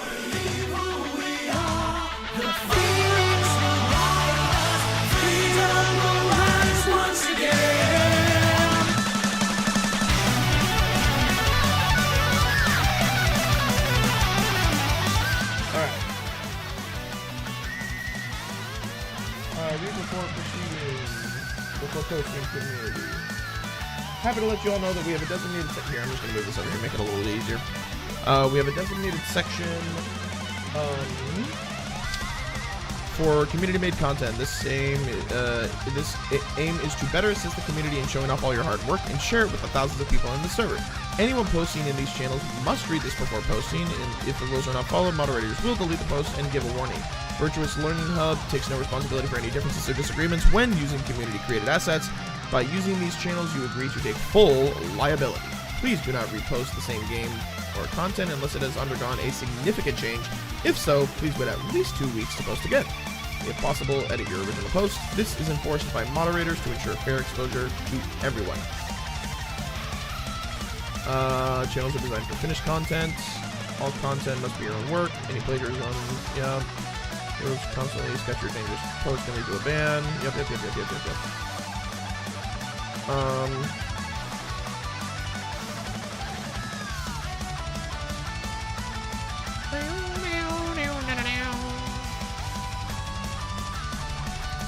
Sup, everyone? I'm trying my hand at some game dev stuff. Not sure what to expect, but I'm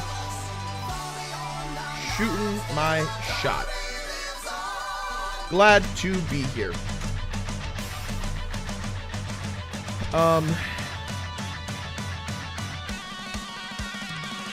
UE5 FPS course. Many have encountered the same issues you are. For now, this word and post with both solving it. What is this? Fix an issue. I'm taking the FPS course and I'm up to the point having the AI shoot at me. Okay, I'm out there. Search in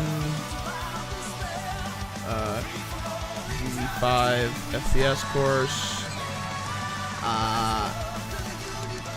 Assets? I'm having trouble importing the assets. It said invalid extension. Extension on asset, it's the mesh arms one. It's the latest version of Unreal 5.3.2. It's on Mac though, not Windows. Not sure if that makes a difference.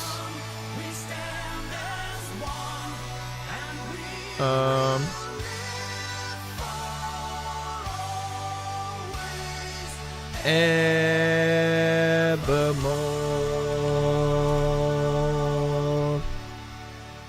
Using the import button, but was also dragging and dropping from Finder, the Files app on Mac. There's a chance that it could. How are you importing it? Trying to help with debugging and critical analysis, which is very important. No, that's not what I'm looking for. Open the Unreal Engine project that is provided. Everything is pre-imported.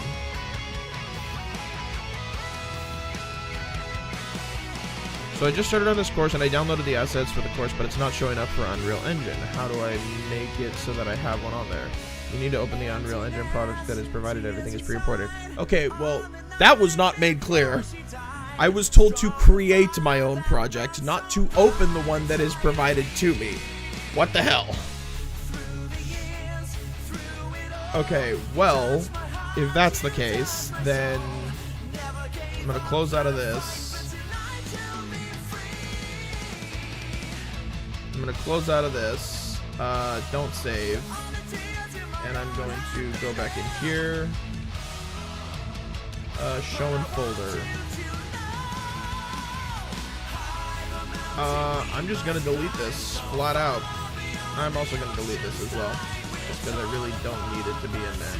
So this is what I'm going to do then. I'm going to go into File Explorer, Downloads, FPS Assets.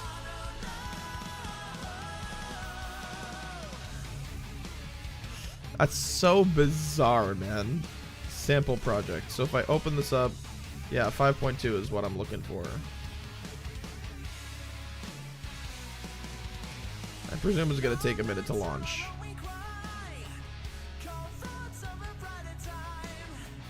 Oh, man. I wish they had been more clear about what they were actually wanting there, but alright, that's fine. You know, one thing that I will say as well, just generally speaking, in regards to like streaming, guys, is that I talk out loud, obviously, like pretty much everything that I think, I'm pretty much just speaking it as it's coming into my head.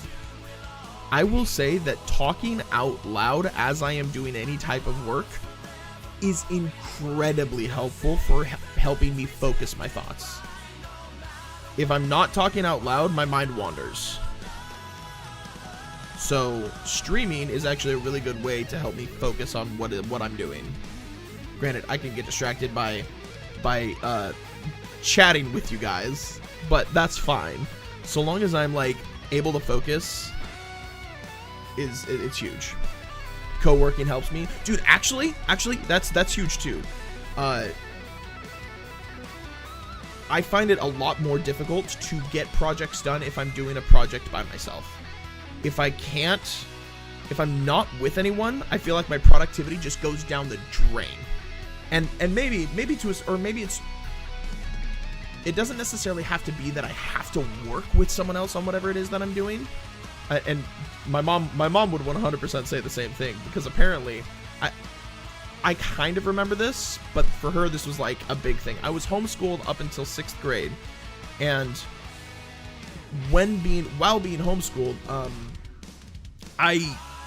she said to me, like, I don't know, she recently said this, she was like, I don't know how well you remember this, but like, you were practically incapable of doing anything on your own. Like, I had to be right next to you for you to do it.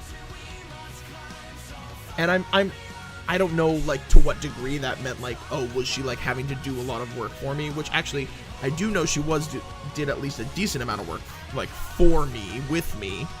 Because I just I wouldn't do it by myself for whatever reason. Which is probably not healthy. There's probably a certain level of, like, codependence that I established there that has probably bled into my adult life. Obviously, I am self-sufficient in the sense that I am capable of taking care of myself, but I digress. It's definitely helpful for me to have other people around when I'm doing stuff. It just helps me focus. So combine that with the idea of talking out loud. Very, very good.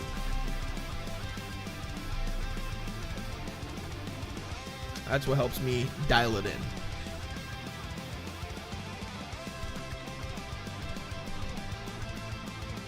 This project should be opening up here in just a minute. We're just waiting for the shaders to finish compiling.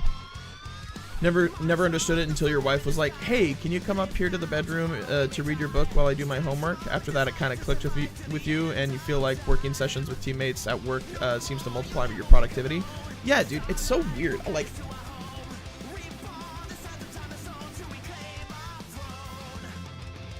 in anything that I've ever wanted to do, I've always wanted to do it with other people.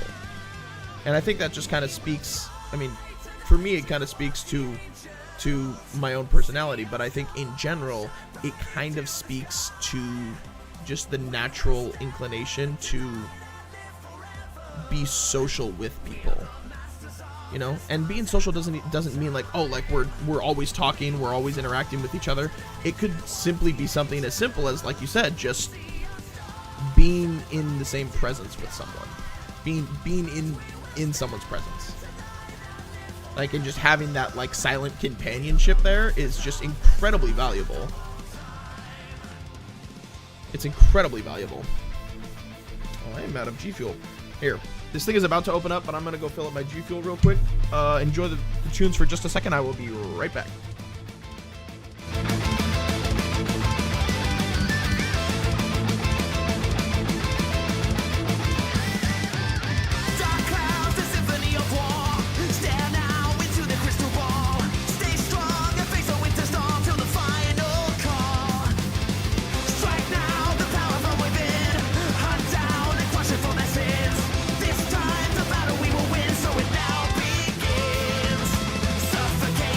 Desperation,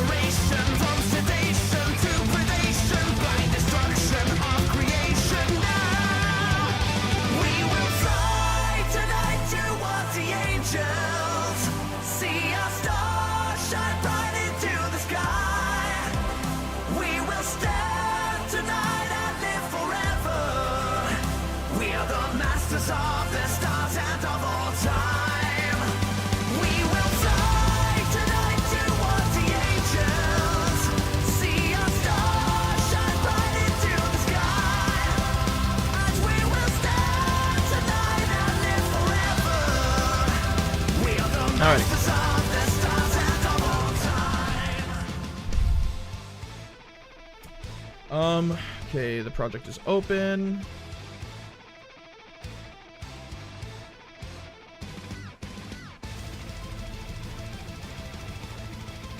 Alright, let's get this resized properly.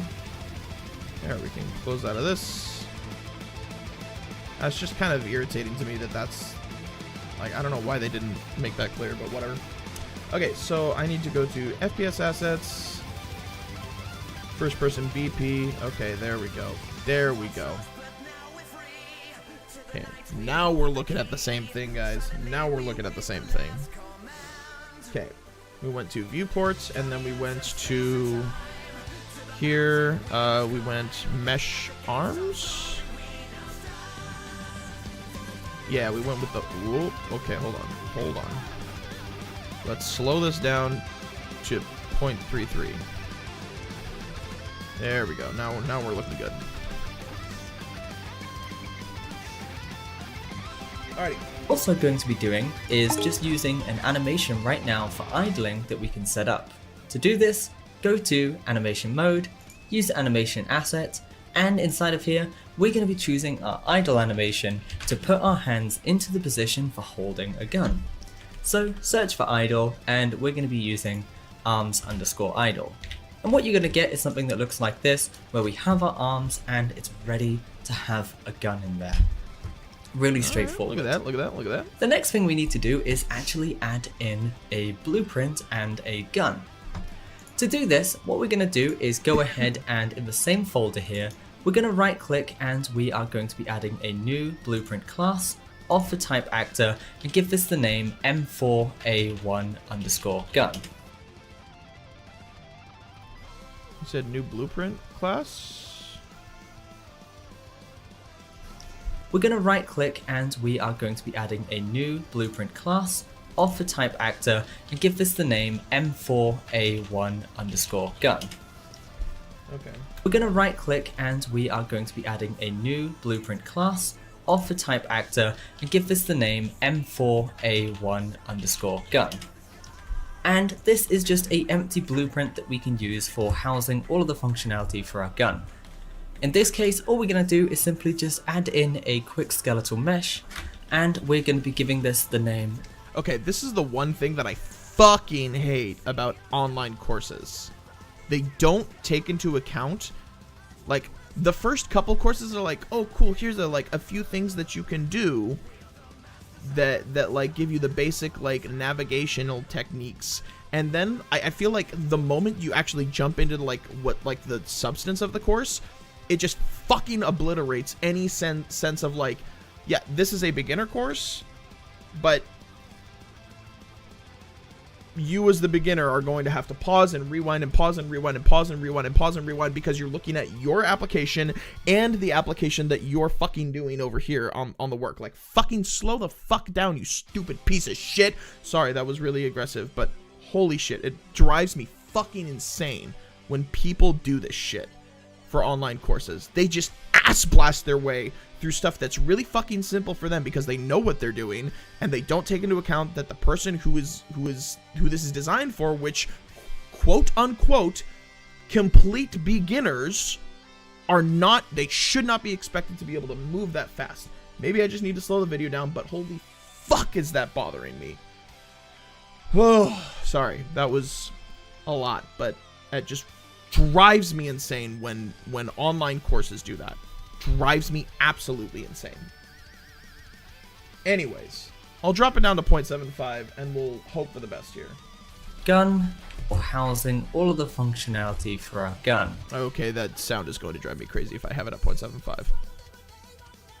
Tell, show, do. Tell me how to do it, show me how to do it, then tell me to pause the video while I go do it for each step. Yes, that's how it has to work. Fuck, man.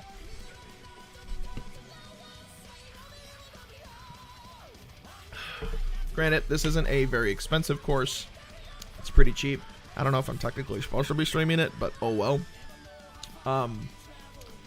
Just fuck, man. I just, it drives me crazy. Pisses me off.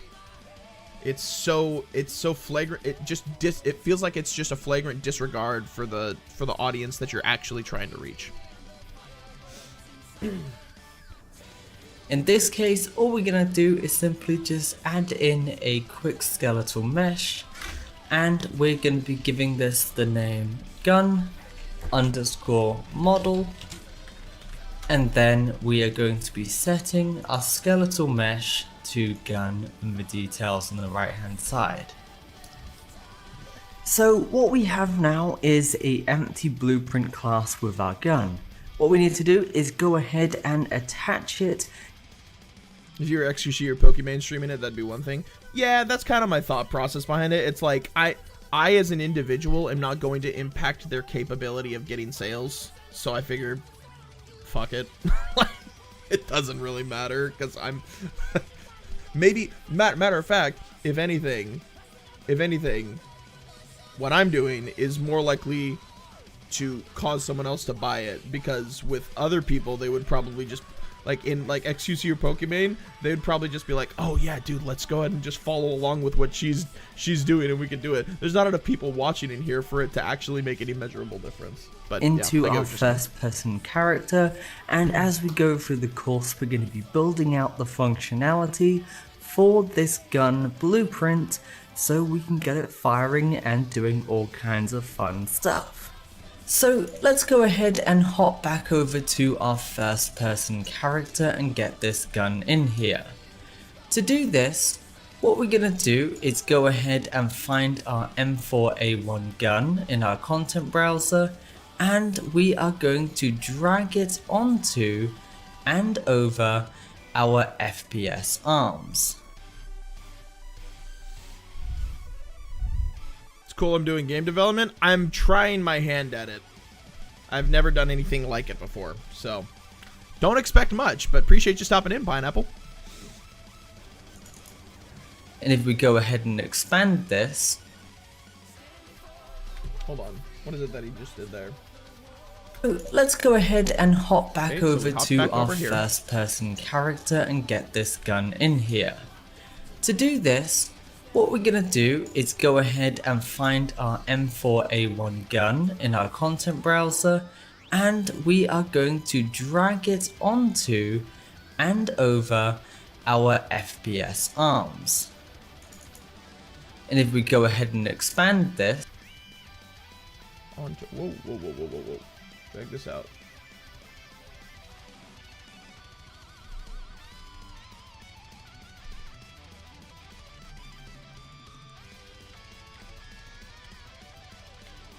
Onto and over our FPS arms, so he just put it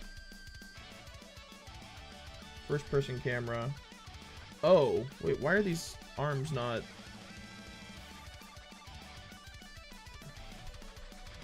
How do I rename this? Mesh character. Did we rename that? Find references, duplicate, copy, open skeletal. Control R? I can't rename it from there. Edit in C++. Whoopsies, I didn't mean to do that. I'm not trying to do Visual Studio C++ stuff right now. I don't know how to program. Leave me alone. Whoa.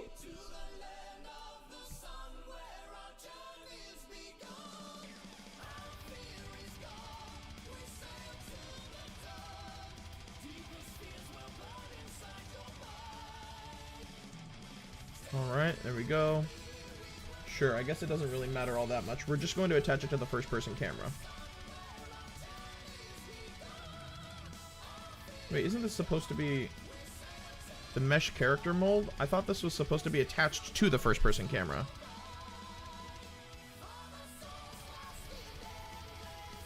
I'm assuming he's going to have us drag this up and rotate it and such.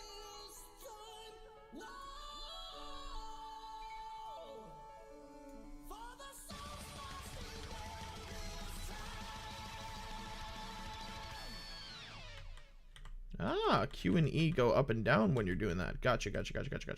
Okay, so in that case, we want to move this over here, move this over here. Let's change this to Rotation, we're going to make this a little bit smaller so that we can more effectively see what's happening.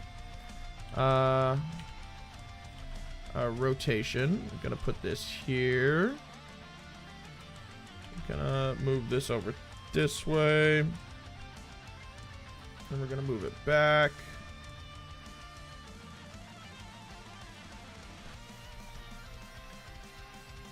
And we're going to move it that way.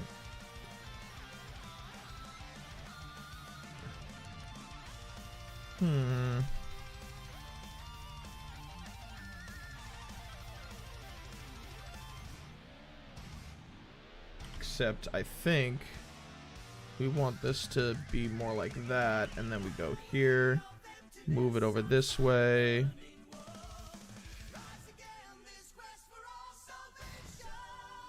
That doesn't look too bad.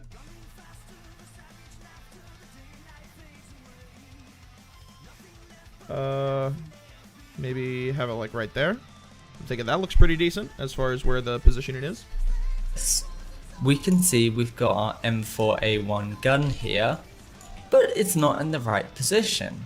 So what we need to do is in front of the preview of the camera.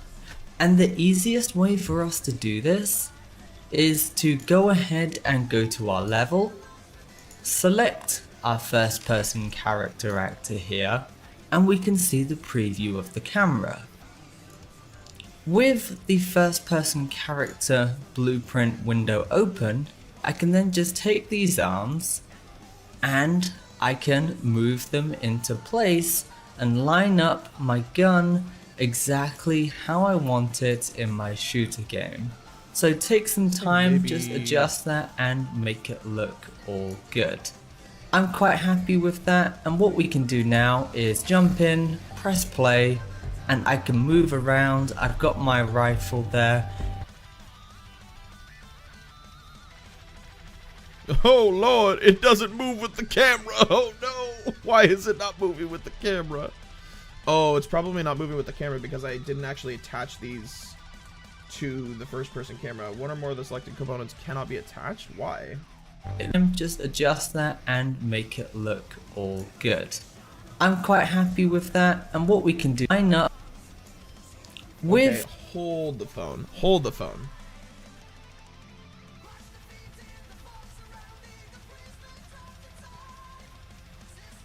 Why can I not attach this? First person camera, M4A1.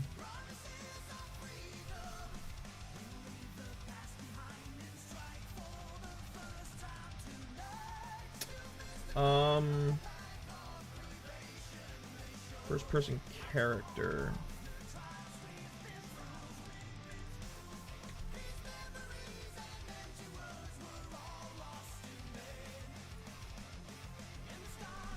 I don't know why I can't attach this here. Maybe if I attach the first person camera to that, it'll work, but I'm almost positive that's not how I'm supposed to do it. The first is to go ahead to go. Because the first person camera is attached to those. Maybe this will work, but I'm almost positive this isn't how you would normally do it. Okay, no, it doesn't even work. So let me do this then. I'm going to delete that. I can't delete that. Why can I not delete that? Oh, you know what? I betcha that's why. Okay, I added the skeletal mesh, but I didn't add it to the first person camera. I just added it to the first person character. FPS arms. And then can I attach this to the first person camera as well? Okay, I can. How do I get rid of this then?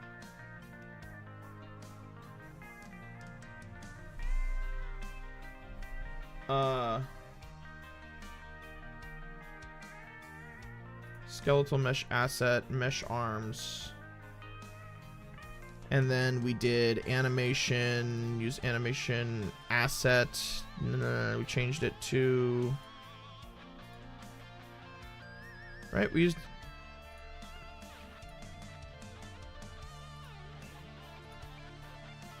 Asset. None?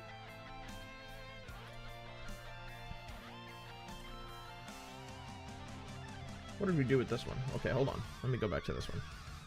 Arms idle. Use animation asset, arms idle. So if I go here, use animation asset, idle. Arms idle. There we go. Okay. I don't know why I can't get rid of that. Can I go to settings and then... No, that's just for that menu. Delete.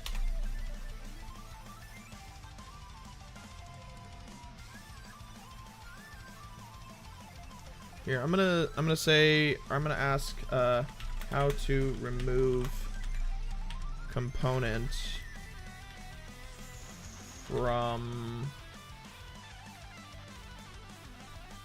what is it called? What's the term for it?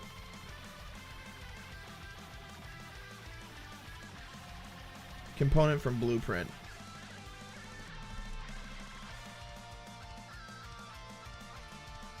From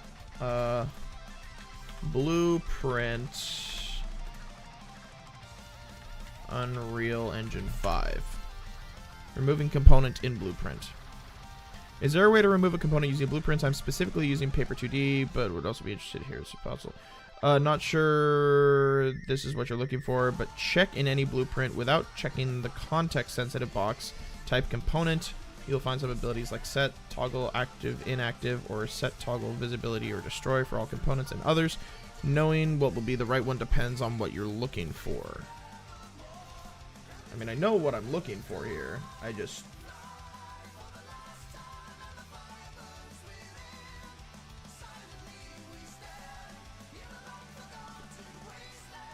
Wait a minute.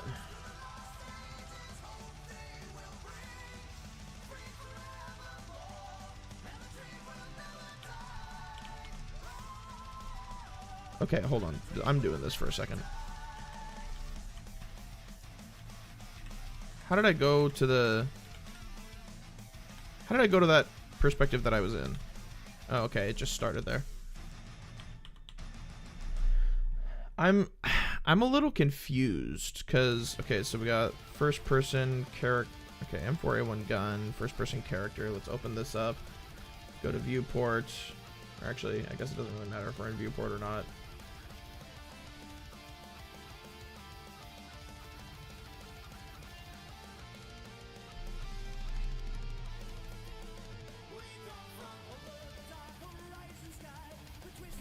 The only M4A1 gun. You know what? I think...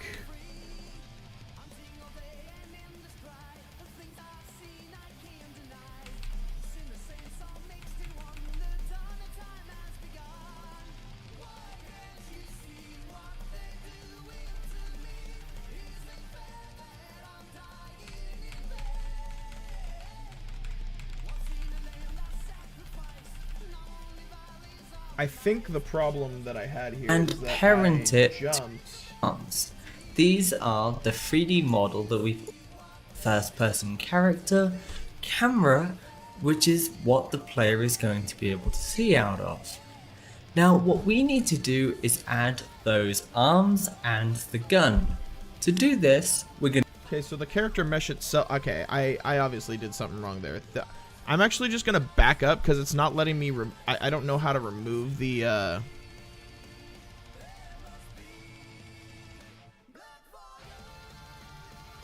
Go to viewport. So yeah, this character mesh is not... I think I screwed up there. I think this character mesh is supposed to be like roughly in the center. Am I able to just set it to 0, 0, 0? 0, 0, 0. Okay, we want that to be set to 0, 0, 0. Am I able to just... Okay, so blueprint, clear. Okay, we're good. That's why I couldn't do it, is because this mesh is a integral part of the blueprint. I can't do anything to it. But I am going to add the skeletal mesh here. FPS arms. That is under the first person camera.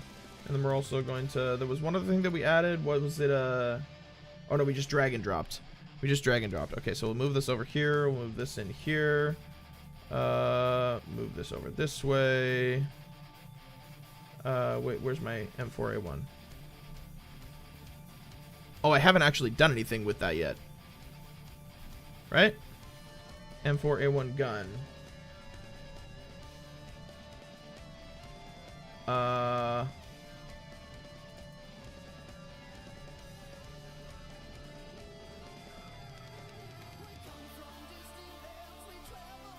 Okay, we're gonna get rid of that.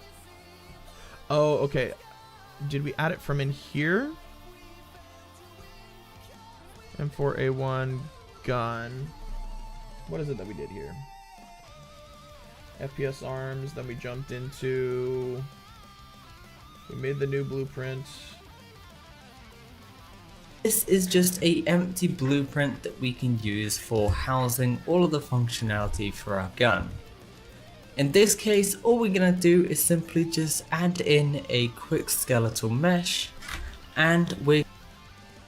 How come...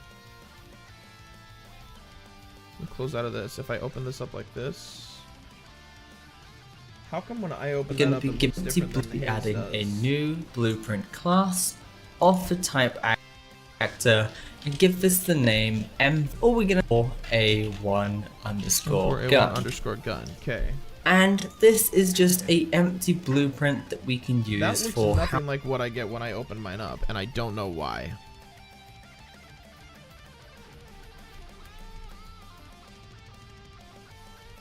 Why? Okay, I'm just gonna delete this. Some of the assets are being deleted, still referenced in memory. Okay, well, let me go in here. Let me delete that. And then I'm going to delete this. Force delete. I'm just going to delete that. Okay, there we go. Let's try this one more time. We're stumbling through it. Blueprint class actor. M4A1 underscore gun. I don't know why it did that. Like, why it automatically... Whatever. Doesn't matter, I guess. Woo! Add... What is it that he said we added? housing all of the functionality for our gun. In Static this mesh? case, all we're gonna do is simply just add in a quick skeletal mesh, Skeletal mesh. and we're gonna be giving this the Skeletal name mesh. gun underscore model, and then we are rename going to be setting gun our skeletal underscore mesh model. to gun in the details on the right hand Gun. side. There we go. So what we have now is a empty blueprint class with our gun.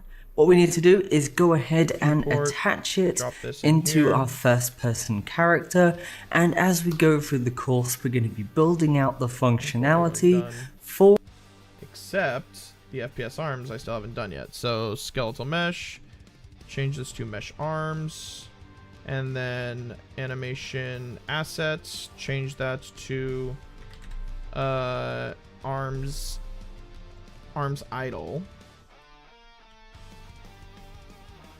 And then I can bring this down. There we are. And then I'm gonna click on the gun. I'm gonna bring this up. I'm gonna bring it forward. I'm gonna do the rotate tool. Rotate it over this way. Gonna move it here. Whoopsies. Let's look at it from this side here. See what we're looking like.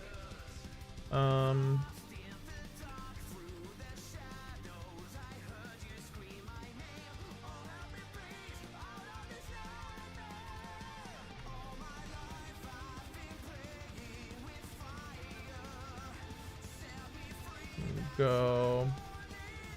Except I'm not really a big fan of how this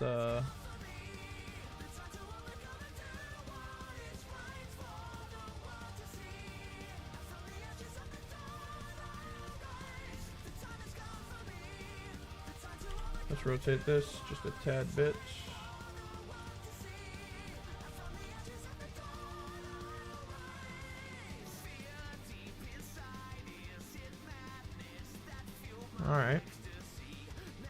more tick, maybe? Yeah, I think that's where we're looking. I think we're looking good there. And then I control click that. And then I can control click that, and we move them up. Oh, whoopsies. Let's undo that. Click. Click. There we go.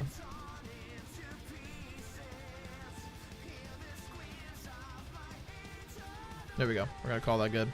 And then now that we've done that, if we click play, there we go. There we go. Yeah, we're trying to make a game. Whether or not it actually comes out good is a completely different question. But yes, we are attempting. What's up, Jinx? How you doing, man? Oh, man. For this gun blueprint, so we can Jump perfect. forward here. Select our first person character actor here, and we can see the preview of the camera. With the first person character blueprint window open, So if I can do then that just and I take select these this, arms and move these arms in front of the camera. And the easiest way for us to do this is to go ahead and go to our level, select our first person character actor here, and we Oh, can so see if I the actually click preview on of the that, camera. that's what it looks like. With Made a the small game in UE5. It was a remaster of an old PS2 game. Hey, nice. That's dope. first person character blueprint window open, I can then just take these arms. Did you like do like a? Did you try to do like a full remaster recreation of it, or did you just like do like a single level or something from it? And I can move them into place and line up my gun exactly how I want it in my shooter game. So take some time, just adjust that and make it look all good.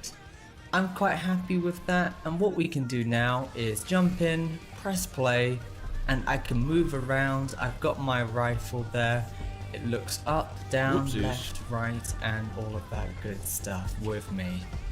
Okay, that's it for this video. We're going to be doing a lot more with this gun, such as setting up reloading animations, aiming down sights, sprinting, and much Then had to much delete more. it. All What do you mean you had to available delete in it? the next Did you have to videos, delete it so because it go was, like, ahead copyright and content? Hop over to the next video in this course. If you have any questions about your shooter game, or maybe you just want a little bit You'd of love it help, because of how be fucking sure hard to it is join for just our one person. Yeah, Discord, I would where we imagine. have over 5,000 like-minded Unreal Engine developers just like yourselves. That's Thanks, it for this man. video though. Thanks, I hope man. you have enjoyed it. Alright. Hey, what's up creators? Today we're going to be showing you how you can set up movement animations for your shooter game. For Thanks, this, we're going man. to be creating a blend space to blend between different animations such as idling, walking, and sprinting, and we're then going to be bringing all of this together in an animation blueprint. Without further ado, let's go ahead and dive. The amount of space it took up was 250 gigs?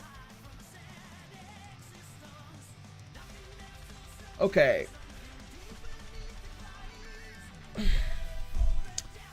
How in the hell does a single level remastered from a PS2 game come out to be 250 gigabytes?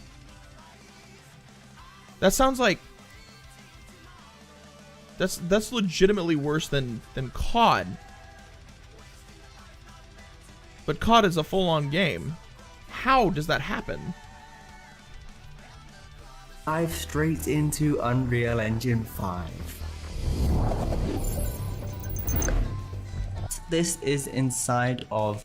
Okay, so the very first thing we need to do inside of Unreal Engine is we actually need to find the animations that we're going to be using. For us, this is inside of our content, FPS assets, arms, and then arm animations. Inside of here, if we expand our content browser, we can see we have got our arms sprint, arms walk, and our arms idle. And if I go ahead and open these up, you can see we've got different speeds. So when we're idling, he's just breathing very slowly. When we open up our walk, we can see there is some slight movement there. And then when we get over to sprinting, you can see there is quite a lot of movement there, and it's going to look really nice. So what we need to do is create an animation blend space, which is actually going to blend between those 3 different animations based on the speed of the character. To do this, we're going to go into our content browser and we're going to right click, and with this we are going to go to animation and we are going to be creating an animation blend space. And with this, because we're not using any kind of rotation or anything other than just one variable, we're going to be using a blend space 1D. Go ahead and create this and choose your mesh arms as the skeleton for this. So sk underscore mannequin underscore arms underscore skeleton. And then we're going to be giving this the name movement underscore blend space or underscore BS, which is the naming convention we can use for this. Had more shit in there than you could believe. 8K textures, foliage, landscape characters and special effects, audio of all kind, RTX, the list doesn't end. You had to co-op with a bunch of NPCs. It had co-op with a bunch of NPCs to fight against too. That's dope. That's dope. But 8K textures, bro, you don't need that. And then we can go ahead and open this up. What you're gonna see inside of here is you've got your arms, you've got your weapon, and we've also got a track for us to plot this along. And lots of details on the right hand side here. For those of you that have not used an animation blend space before, don't be put off by this. It's really straightforward. We've just got one grid, which you can see at the bottom there, and we can just plot points with different animations according to the speed of the character. Really straightforward. Let's go ahead and set it up. So the first thing we need to do then is we need to go over to the left hand side and we need to go to our axis settings. If we go ahead and expand this, we can set a name. It's currently set to none. And if we look down at the bottom here, it's currently set to none down there. We're going to be having an axis which is just called speed. And now, as such, I can just plot animations along my speed axis. Alright, I see. So my minimum axis value is going to be 0, so when we're not moving. And then our maximum value here is going to be 800, which is when we are sprinting. So make sure you set your minimum axis value to 0 and your maximum axis value to 800. Roger that. Once we've done this, we're ready to start plotting animations. So we can see speed, 0, we've got nothing there. 0 to 800, so gotcha. On the right hand side in our asset browser, let's go ahead and find our arms underscore idle. And we're just gonna drag this on to the very first point there. And now you can see it's just going to play that idle animation. Now let's go ahead and take our arms underscore walk. We can again plot this onto our graph anywhere we like. So you can see there, I've just plotted it on once we get to about 70 speed. But what I can see now is that when we get to this speed, at 70, it's going to start walking.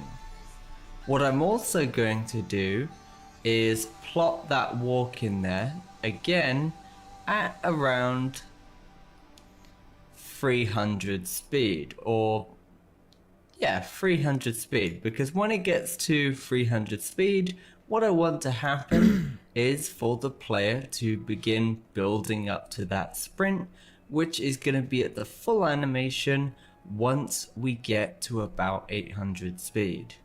So what you should have is going to look like this. We have 0 for our idle, we have walk at around 70, which is pretty slow, and then they continue to walk up until about 300 speed, and then between 300 and the point over here at 800, we're going to be building up and blending in to that sprinting animation, which is really straightforward. Okay. Now, if we want to, we can preview this to see what it's going to look like. To do that, you hold down Control and then just move your cursor along this. So we can see 0 speed, it's idling, and then start building up to the walk, slide along more, it's still walking, and then eventually it starts to build up to that sprint that you can see there. Awesome. So at this point we have actually blended our animations, and we actually need to implement these now. And we're going to be doing this inside of what's called an animation blueprint.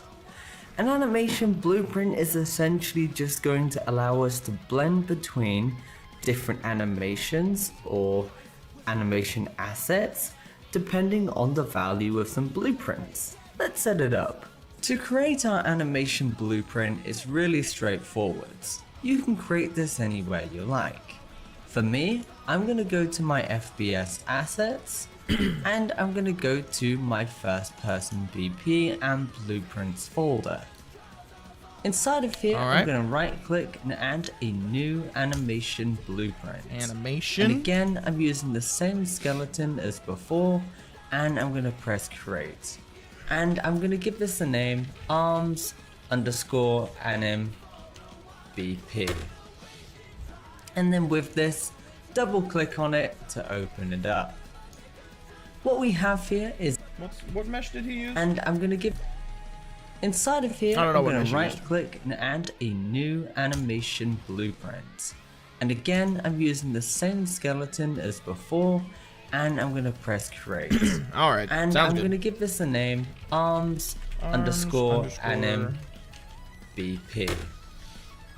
And then with this, double click on it to open it up. What we have here... Really? Rename. arms_anim BP. Here is our output pose, which is what the player is actually going to see. And to control this, we need to right click and create what's called a new state machine. This is just going to allow us to have animation states and switch between those states depending on the value of variables. So take the animation. I'm sorry, what? Oh, he just typed state.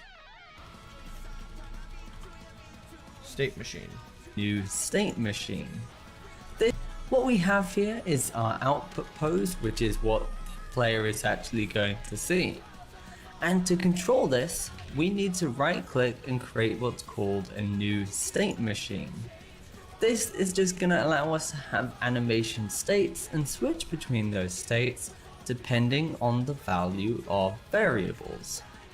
So take the animation pose for that animation state machine and put it into the result. Visual scripting, right hooray! Click and rename that state machine and call this state machine. And then double click on this to open it up. From here, we can start plotting out our functionality. Okay. To do this, really straightforward. We can drag out from entry and add a state, and we're going to call this locomotion. This is just going to be for our base movement. Sounds good. If we go ahead and press compile, there's currently no animation playing because we haven't put anything in here. So open up our locomotion, and what we can do with this, if we go to our asset browser, we can find our movement underscore BS and drag this in and hook it up to our results. And what you're going to see now, I'm sorry, what? Can Output find animation pose. our movement underscore BS and drag this in and hook it up to our results. Okay.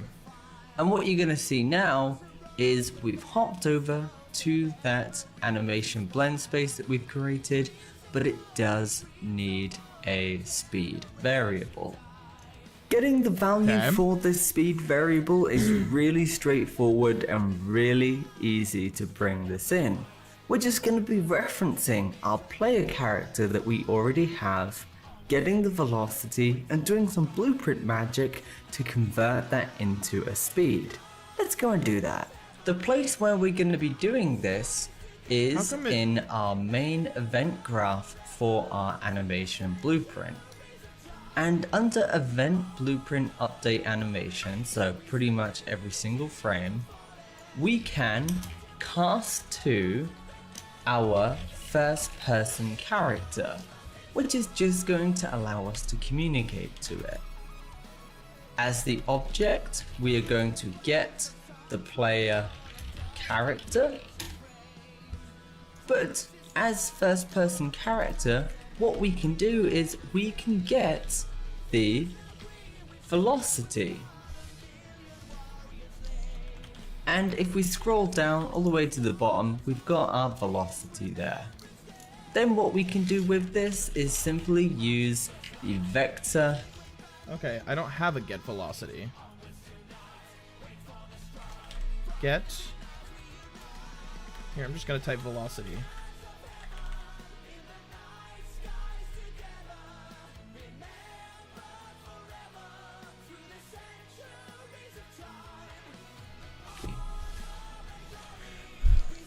Again, like this person is just like jumping around from place to place. Like, I don't know exactly what all this is doing. I just know that I'm being told to do it and I'm doing it.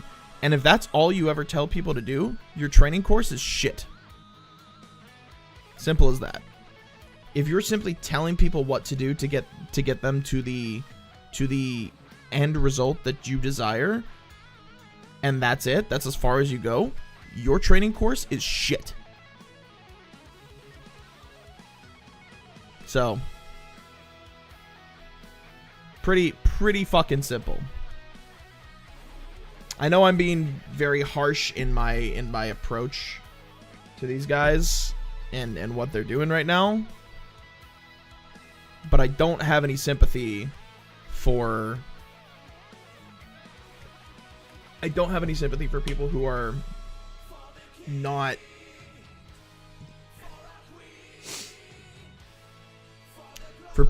not setting beginners up to understand what it is that they're learning. Anyone can follow a fucking tutorial and attach button A to button B and type in a word and select it. You need to break it down further than that, because just doing that doesn't accomplish anything. You're not helping the person who is learning by just doing that. Because here's the thing. I don't know why I don't have a speed attached to this. Because as far as I could remember, when I went into... I don't even remember where it was. What was it? Arms? Arms, animations, movement, BS. Did you walk in at a bad time? No, it's just I'm criticizing what they the manner in which they're going about teaching this stuff, because the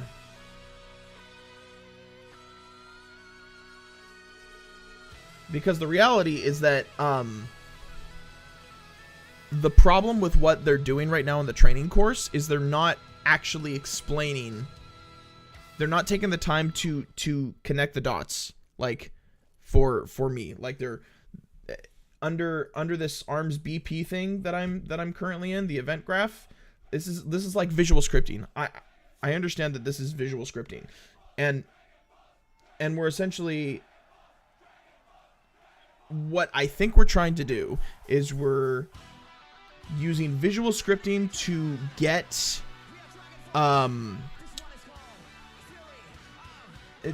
the animation to show based on the velocity that the character is moving at.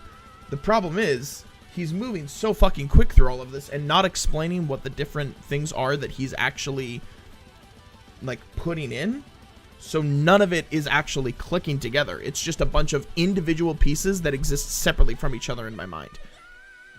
They're not taking the time to explain why they're doing what they're doing. They're simply saying, do this, and you will achieve this result.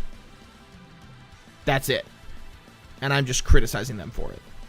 Because that's a fucking terrible way to train someone. That's how you train a fucking robot. That's how you program a robot. You simply tell it, do X, Y, Z, and you will accomplish the goal that you're trying to accomplish. I don't care if I accomplish the goal if I don't understand what it is that I'm actually doing. If I don't understand it, I don't fucking care. Your job as a teacher is to help me understand. And if you aren't doing that, you're a terrible teacher. And if we scroll down all the way to the bottom, we've got our velocity there. It says get velocity. Okay, so as first person character, put this here. I'm going to say get velocity.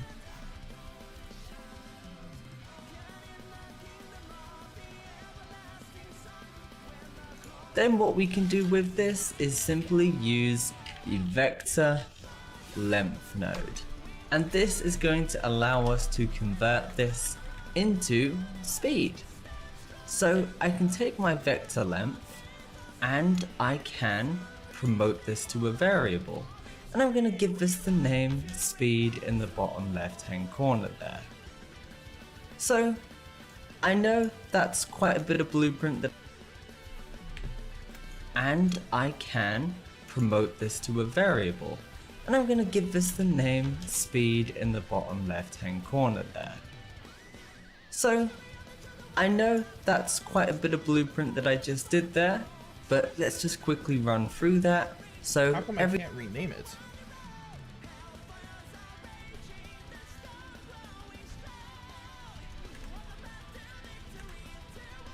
So if I go in here and then I click on this and then I promote to variable, how come I can't rename it? Oh, there it is. Okay. New variable.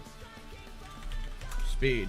There we go. Every single frame, we're going to cast to our character blueprint, which is just communication. Okay, maybe I was getting a little prematurely frustrated. I was probably getting prematurely frustrated right there because I think he's about to explain exactly what's happening. So, my bad. I was overreacting. I was being a little bitch, as is my occasional tendency. There we go. And then with this, we're just going to be asking, hey, what's velocity? And then vector length is going to convert this into speed, and we've then just created a speed variable which we can hook up to our blend space.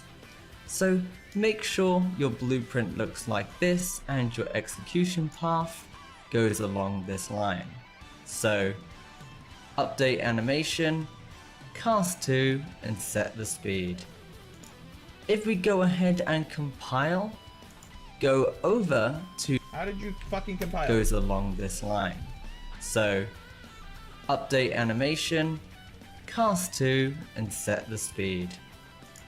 If we go ahead and compile, go over to my locomotion state again, I can then take my speed, get a reference to it, and hook it up to my speed in the bottom there. Where did you just pull the speed from? Go over to my locomotion state again, I can then take my speed, get a reference to it, and hook it up to my speed in the bottom there. and hit compile. Let's go ahead and test this. Testing this could not be easier. To do that, all we need to do is go over to our anim preview editor in the bottom right hand corner. With this, we can then adjust variables to see how it's going to affect our animation blueprint. Here I've got my speed, and if I turn this up by simply just scrolling, you can see in the preview in the top left hand corner there, the animation is going to change and everything is blending. That means we are good to go. So let's go ahead and implement this into our character. To do this, we're just hopping over to our first person BP, blueprints and first person character, and then... Okay, hold on. First person BP. Where is it that I put that? I know I have it in here somewhere.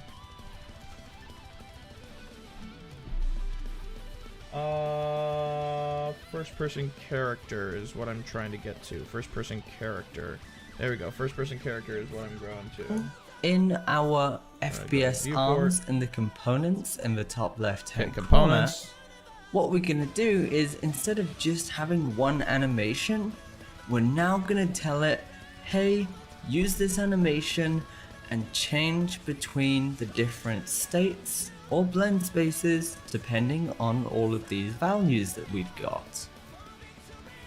So with that being said, go over to animation mode, go to use animation blueprints, and under our animation class, we can just go ahead and choose our newly created arms_animBP, and we can press compile. Then what we're gonna do is simply just hop in.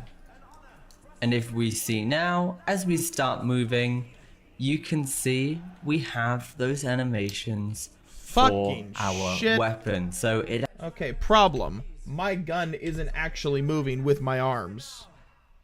Can just tell it, hey, use this animation. Okay, so does that mean that under the animation BP, or hold on, not the animation BP, I need first person character, the M4A1 gun needs to be attached to the arms?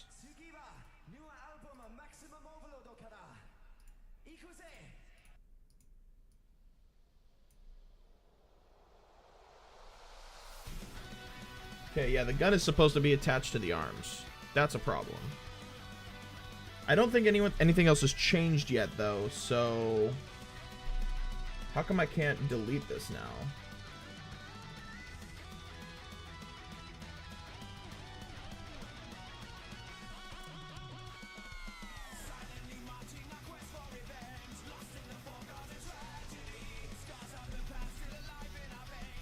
So if I go to M4A1 gun, how come I can't delete it? Assets can't be deleted. Oh, that's why. Okay. Durr. Escape. Now I should be able to go back in. And maybe I don't want to do that. Maybe I just do that. Okay. Now if I click on play here. No, you're still not doing what I tell you to do. Or what I want you to do, I should say.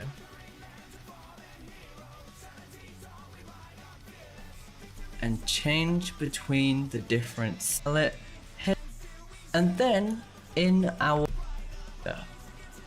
To do this, we're just hopping over to our first person BP, blueprints and first person character, and then in our FPS arms and the components in the top left hand corner, what we're gonna do is instead of just having one animation, we're now gonna tell it, hey, use this animation and change. Okay, hold on. First person character, FPS arms. Wait, what? Oh, there we go. Animation blueprint.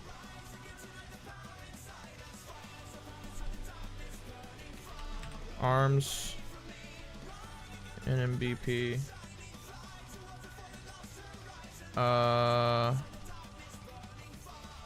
Between the different states So- or blend spaces, depending on all of these values that we've got.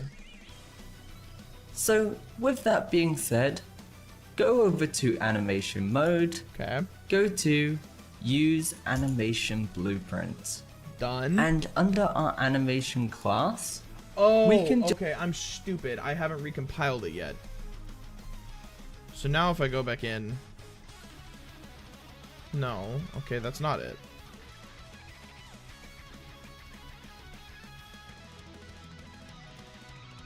just go ahead and choose our newly created arms_animBP. And we can press compile. Then what we're gonna do is simply just hop in. And if we see now, as we start moving, you can see we have those animations for our weapons. No, we don't. I don't know why it's not doing it for me. Is it because it wasn't attached when I made the animation stuff? Is that why? Okay, you know what really fucking drives me bonkers? And maybe there's a setting to change this. How come when I click on this, it doesn't automatically, like, overlap it? Like, I don't want to have to, like, minimize or close this every time I want to do something. Just let me click on this. It's kind of fucking annoying.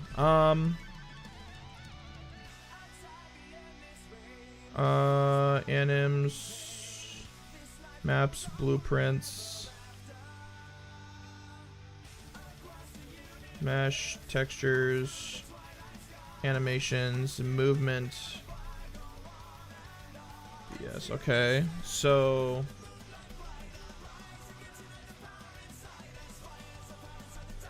$300. I'm gonna say 70 on that.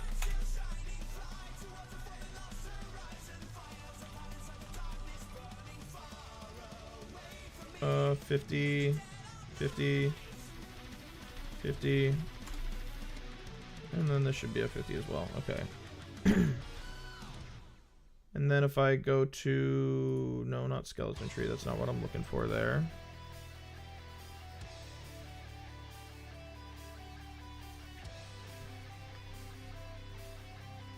Okay, that's showing the gun going down with it. That's showing that animation, like having the gun move with it.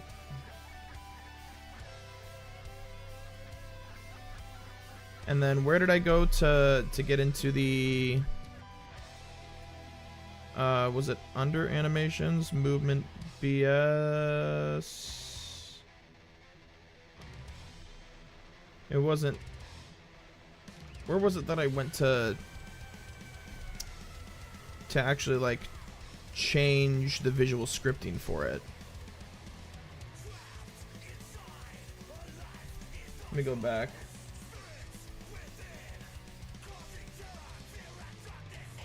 And I'm gonna go to my first person BP and blueprints folder.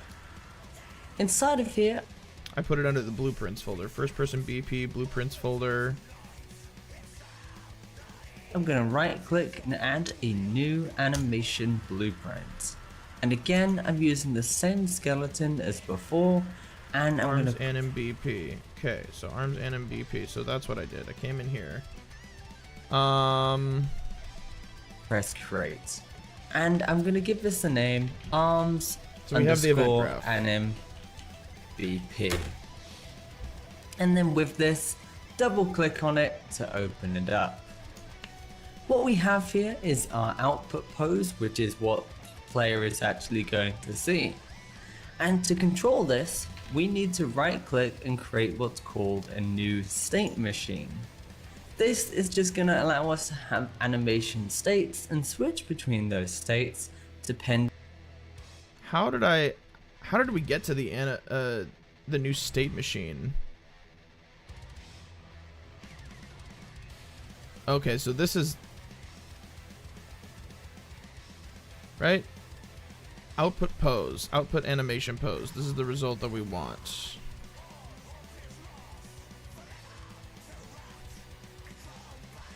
Speed. Movement. Okay, we're just gonna on kind the of try to follow value along with of this. variables. So take the animation pose for that animation state machine and put it into the result. Right click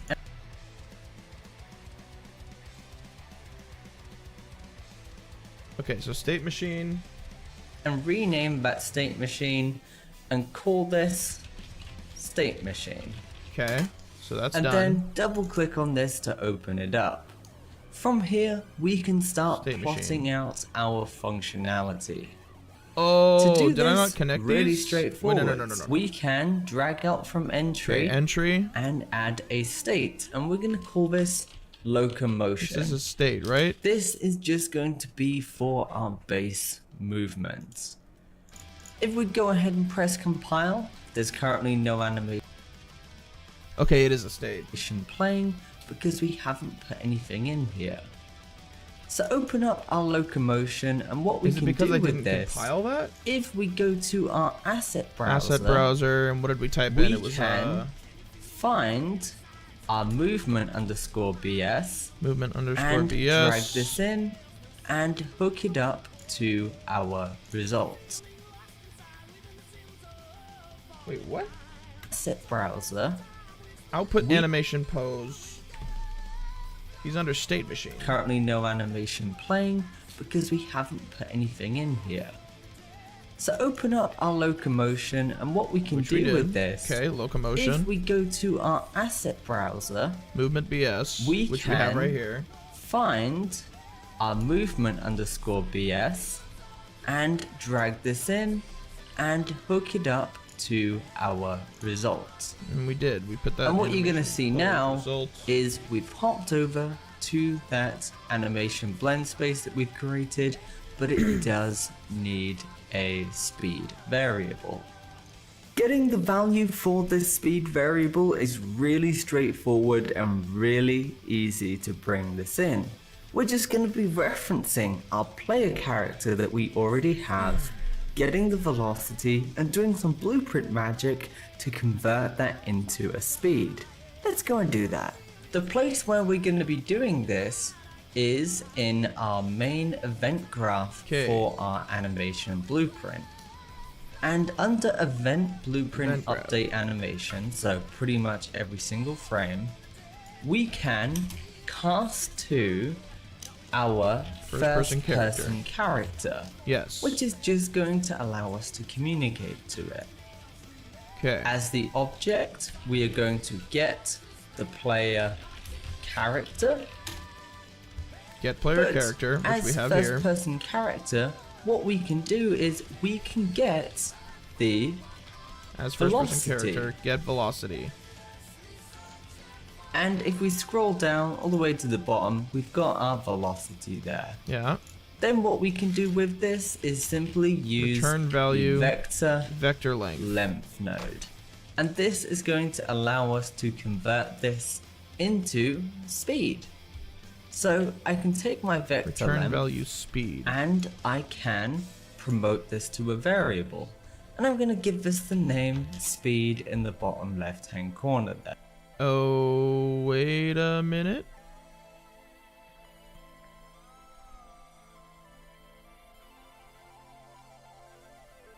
Okay, that's fine. So I know that's quite a bit of blueprint that I just did there, but let's just quickly run through that. So every single frame, we're going to cast to our character blueprint, which is just communication. Okay, event blueprint, update animation, cast to first person character, delta time, that doesn't really matter, I guess. And then with this, we're just going to be asking, hey, what's velocity? As the first person character, we want to get the velocity and the vector length. I'm not really sure what a vector length is. And then vector length is going to convert this into speed.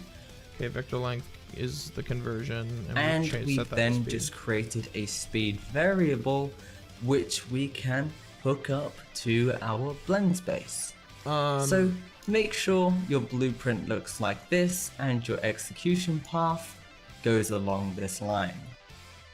Which it does. So, update animation, cast animation. 2, and set the speed.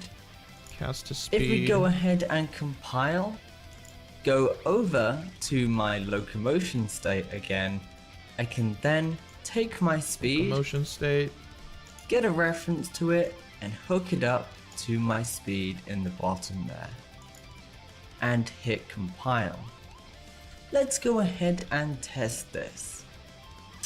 I am so confused. What is this second, like, none thing that I got here?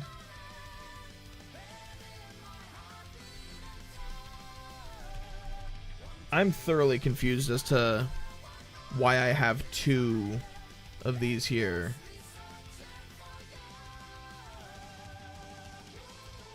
Why do I have 2 here and he only has 1?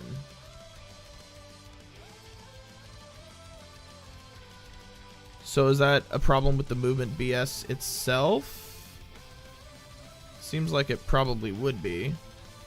So the movement BS is going to be under arms animations, movement BS. I had to have done something wrong when I came here. Like, I had to have.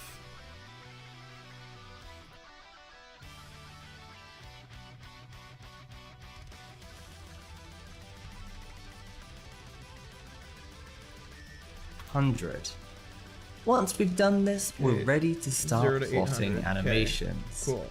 So we can see speed, 0, we've got 0, nothing there. 800. So on the right hand side in our asset browser, Yeah. let's go ahead and find our arms underscore idle.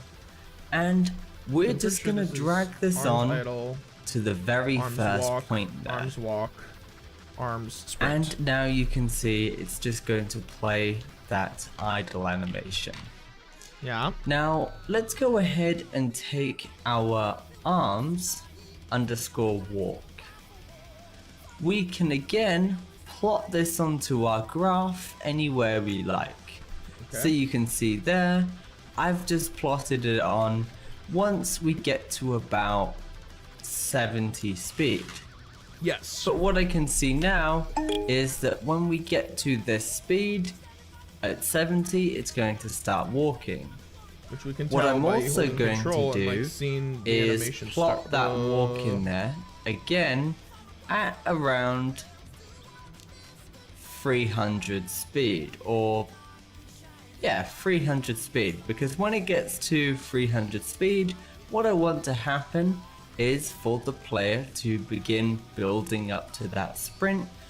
Okay, dude, I have no idea how much time goes into, like, animations of stuff, but if you ever actually take some time to look at the incredible like, COD has its issues. The animation department in COD has always been impeccable. Like, if you actually take a game animation of someone in Call of Duty reloading a gun and slow it down, just pay attention to how much detail goes into the animation of that, and imagine the amount of time that it takes to hone in on that stuff and how good it looks. It's crazy how ridiculously, like, how much time it takes for that to happen. Which is going to be at the full animation. Granted, these people are professionals who do this for a living, but I digress. Once we get to about 800 speed. So what you should have is going to look like this. We have 0 for our idle. We have walk at around 70, which is pretty slow. And then they continue to walk up until about 300 speed. And then between 300 and the point over here at 800, we're going to be building up and blending in to that sprinting animation, which is really straightforward.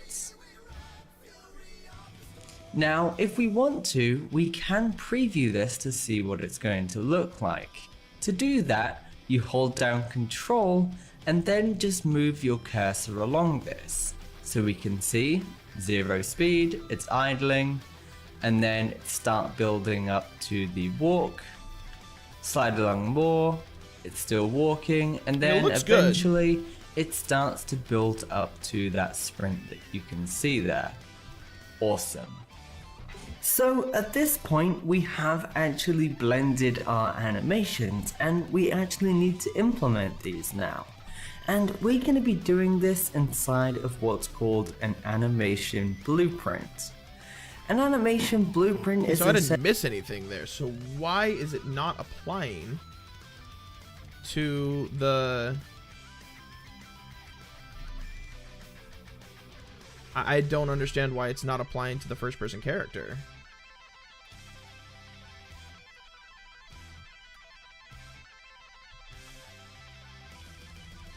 What in the world? What?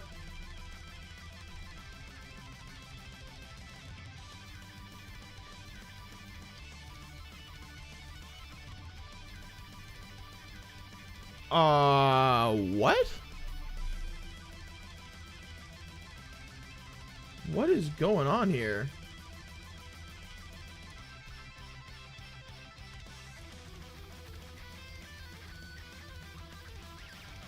Okay, if I don't think I changed anything. So if I go to animation blueprint, arms anim BP, why is it saying _C essentially when I do that? here is our out animal. We can blend this where we're going to get to it. To do blueprint is going to do this, we just hot in the top left hand corner, blend blue. We have press compile. Okay, hold on.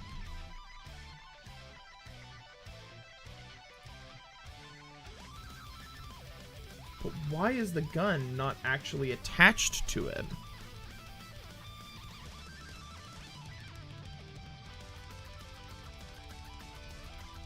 Everything has been compiled on this side. The event graph looks identical to what he did.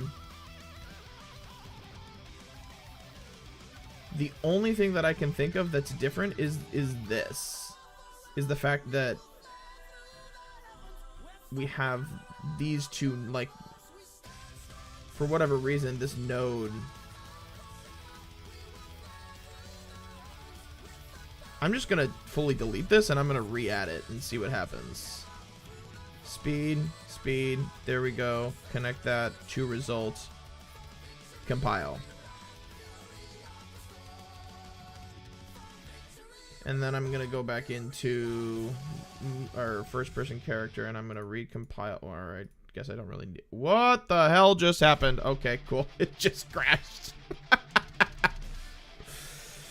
Very sorry this crash occurred. Our goal is to prevent crashes like this from occurring in the future. Please help us track down and fix this crash by providing detailed information about what you were doing so we may reproduce. Okay, I don't know what.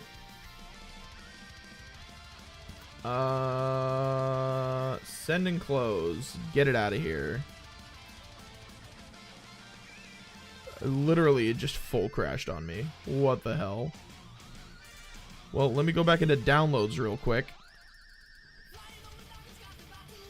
I don't know how much I just lost. I know it has autosave, but I was not... Wait, what? Unreal Editor detected that it did not shut down cleanly, and the following packages have autosaves associated with them. Would you like to restore them from the autosaves?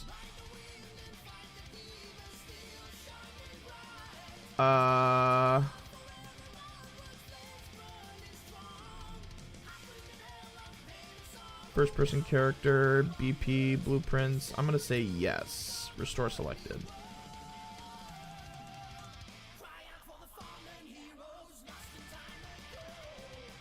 I still belong.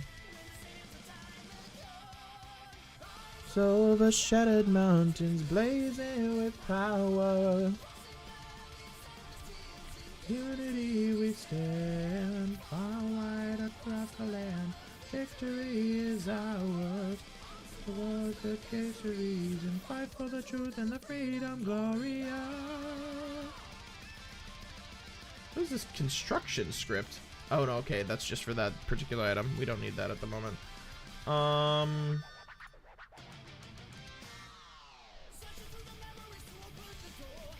Oh, what's up, Proudbeat? Welcome on in. Glad to have you with us. I am struggling right now. I don't know what the hell I did wrong, but for whatever reason, the animation that I have for this is not working in the intended manner.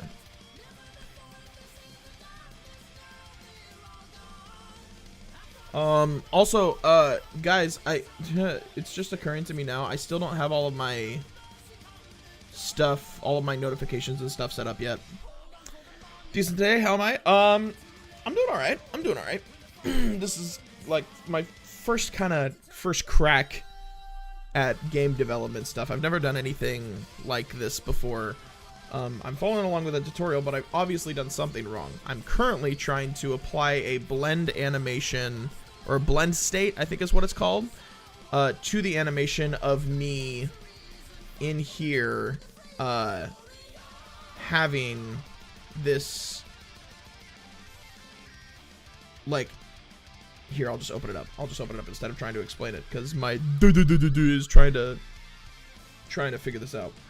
So, arm animations, I think it, movement BS. Yeah. Okay, so here. So I set this up. Based on the velocity of my character, there's a movement blend that happens that as my velocity increases, it changes the animation of what is happening on my screen. So that's what's supposed to happen. Hold on, guys. Sorry, left my phone over here. Woo!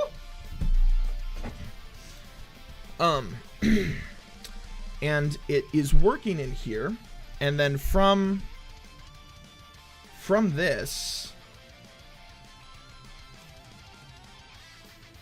it's your first time coming to the game dev section of Twitch. This is my first time streaming to the game dev section of Twitch. So, haha, here we are.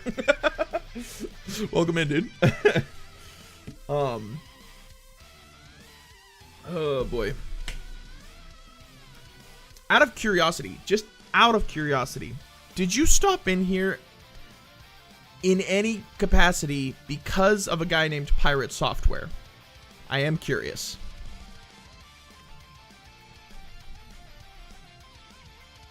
I'm curious to know. But anyways, so I have this open. This is like the animation, and then essentially what I did was I went to first person blueprints. Did you choose to stop in here by any chance because of a creator named Pirate Software? Yeah, no worries. So if I go into first or arms and BP, okay, this is what I was working on. No, shut up. There we go. Okay, I'm gonna just get rid of that. I'm gonna go to asset browser. I'm gonna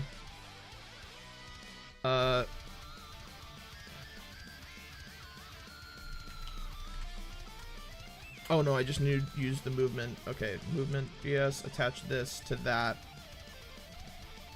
and then do this to that, and then I compile. Okay.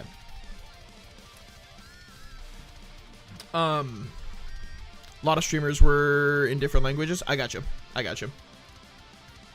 That is one thing that I've noticed. There's a lot of like foreign like languages, or not foreign languages, but just people in different countries that do a lot of game development stuff on stream, which I think is kind of a reflection of the culture. You know, like I think there's just a cultural difference between like the usually watch old school RuneScape on Twitch. My brother would like to hear that. I never got into RuneScape. He's been playing it for probably pushing 2 decades now. He tried to get me into it when I was younger. It just didn't click with me. I don't know what it was. But anyways, so I made this event graph that essentially, okay, so event blueprint update animation. So every frame, it's supposed to update the animation based on the velocity. and I'm supposed to cast the animation itself to the first person character.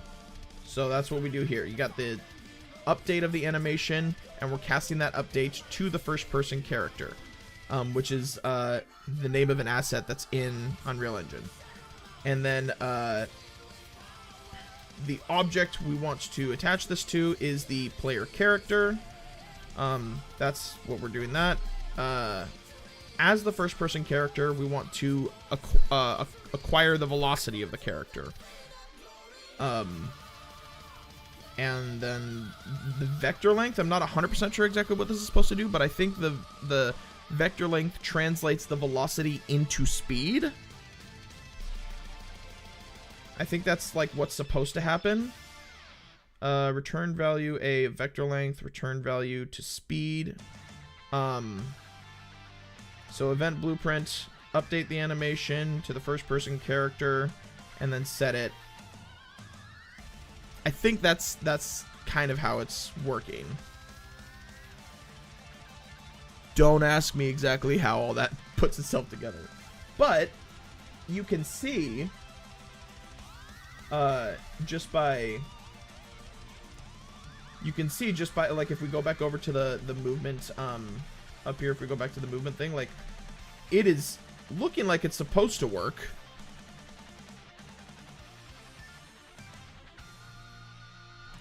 But then when I actually go in here and I hit play, the gun itself is not connected to the arms, and I don't know why. Because when I go into the first person character, where that stuff is assigned,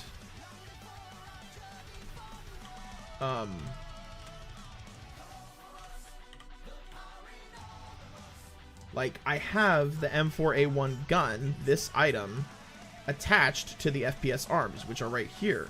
So theoretically, it should be moving fluidly. I don't know why it's not.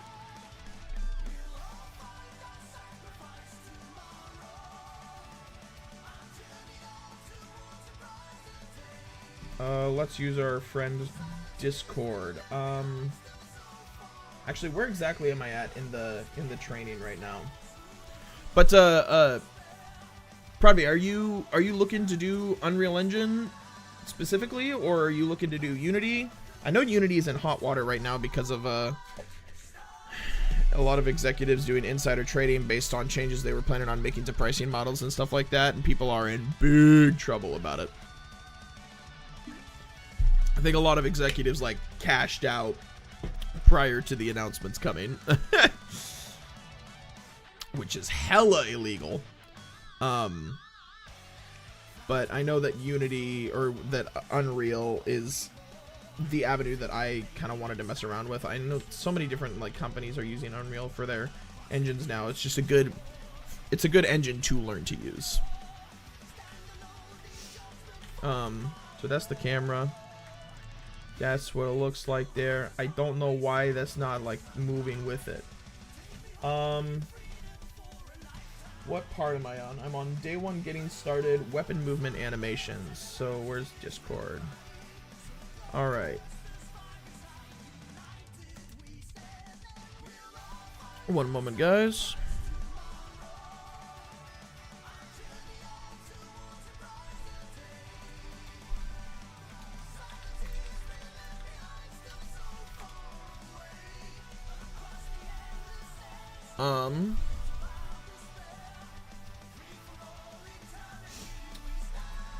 UE5. Okay, I'm just gonna jump to present. I'm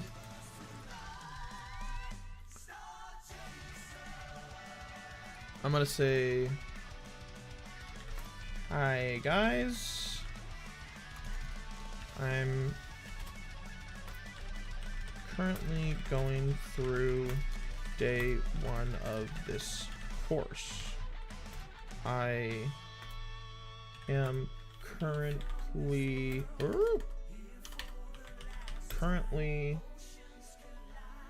on the weapon movement animations section. I've been able to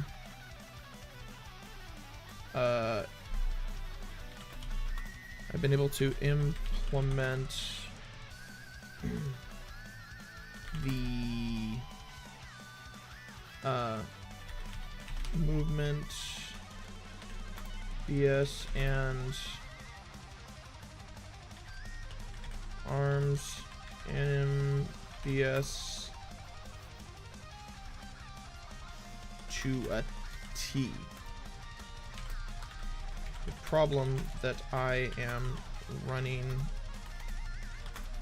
into is that the M4A1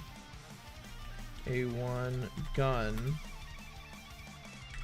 is not moving along with the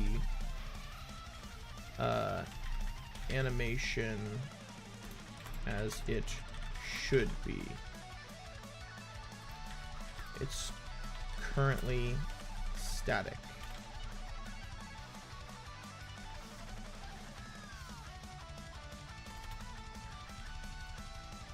I've checked to ensure that it is attached to the FPS arms.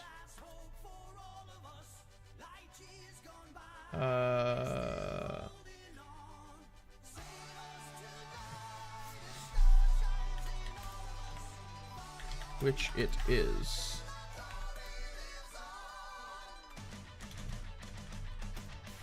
My question would be how, or maybe not how, but does anyone have any idea as to why the gun would be remaining static despite me double checking, or despite me verifying that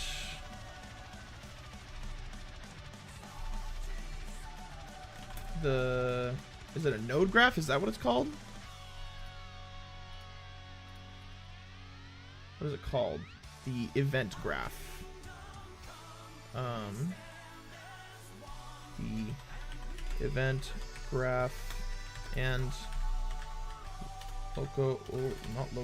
locomotion state for the arms and NMBP are have been set up correctly. Any help would be greatly appreciated. Thanks in advance.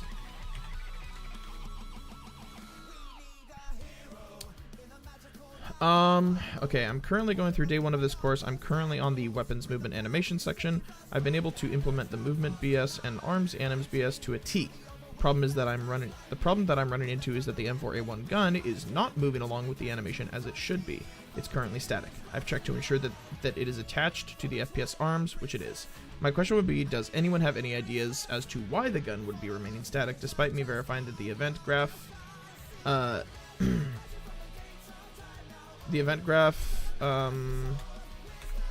locomotion state and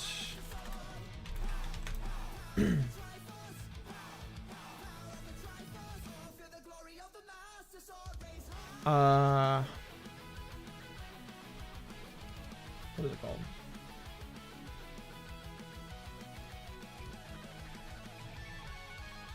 The first person character blueprint? Is that what it's called? Yeah, first person character blueprint.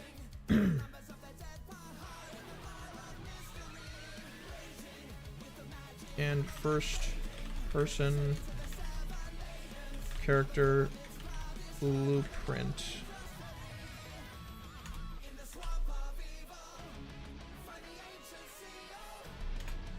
have been set up correctly. Alright, I'm just gonna call that good and hope for the best. Because I genuinely have no clue.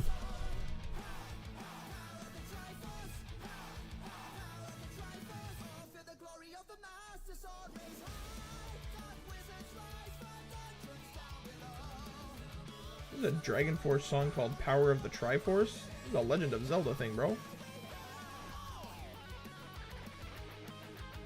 Doomsday Party featuring Elise Ride. Anyways, yeah, I don't know, honestly. I am really not sure what is causing that, and I would imagine, I don't know how active this Discord is. When was the last time someone said anything? November 30th, it's been a few days. I imagine someone will respond relatively soon, but it may be a little bit before that happens. What if... I wonder if I could hop into Pirate Software's,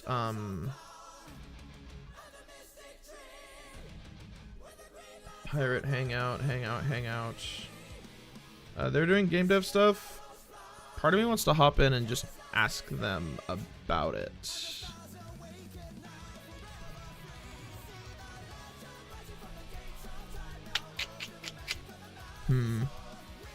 We may have to come back to this another day. This is probably going to be something that we do over time. I may not always be doing this live, guys. I may be doing some of it offline. I don't know. Just kind of depends. But we've already been live for about 3.5 hours, so I think we'll probably just call it there. Probably going to call that good. Wrap it up. Sorry that we weren't able to get more done. I was kind of hoping that we would have been able to, but, you know, that's sometimes just how it goes. I'm just going to hit save all. I'm going to close out of this. I'm going to do file, and I'm going to say save all. And then I'm going to close out, and we're going to wrap it up here. I'll have to come back to this. That's all right. Thank you guys again for hanging out, for just chilling, chatting. I enjoy doing this. I know it's contrived, but I appreciate when you guys hang out in here. So thank you guys very much. We were going to be live again tomorrow, 11 a.m. Pacific Standard Time, and I will also be putting out, I believe my work schedule has been posted, so I will be posting a schedule for me for what I'm going to be doing for streaming this upcoming week. Keep an eye out on Twitter and Discord for that. I still need to get all my bot commands set back up again, but thank you guys. Appreciate you hanging out, and we will see you again very, very, very soon. Real quick, let's check and see if there's anyone live that we can send you guys over to.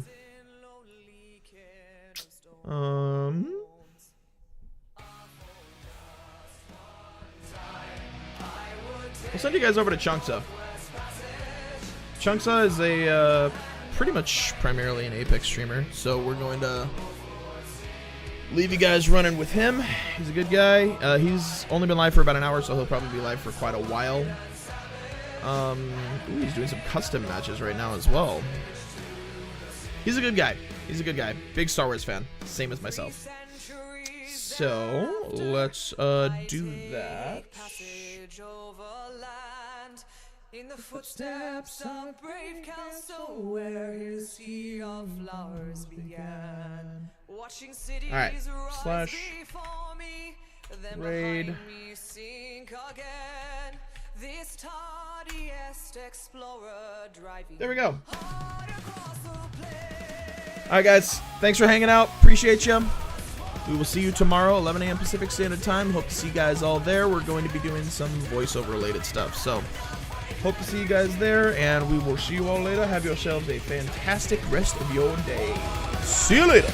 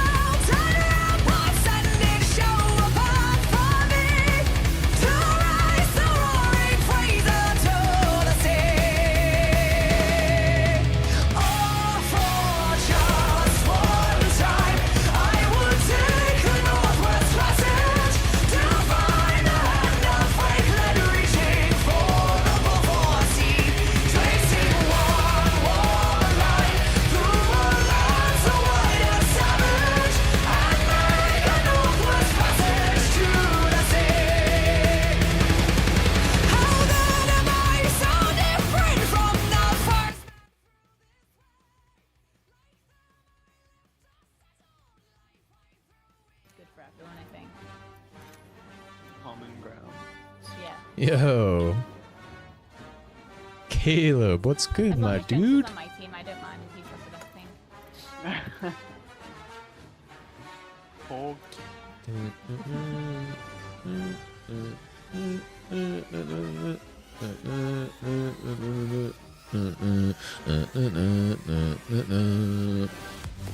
I need to shorten that. Shorten that raid song. I feel like it's a little long. Yo, thanks for the raid, brother. Much love. Hope you're doing well. We're good to go. Oh wait.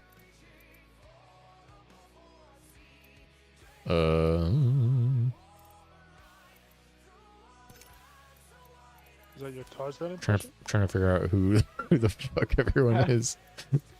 Ski is Minecraft, and Finna is Skyrim.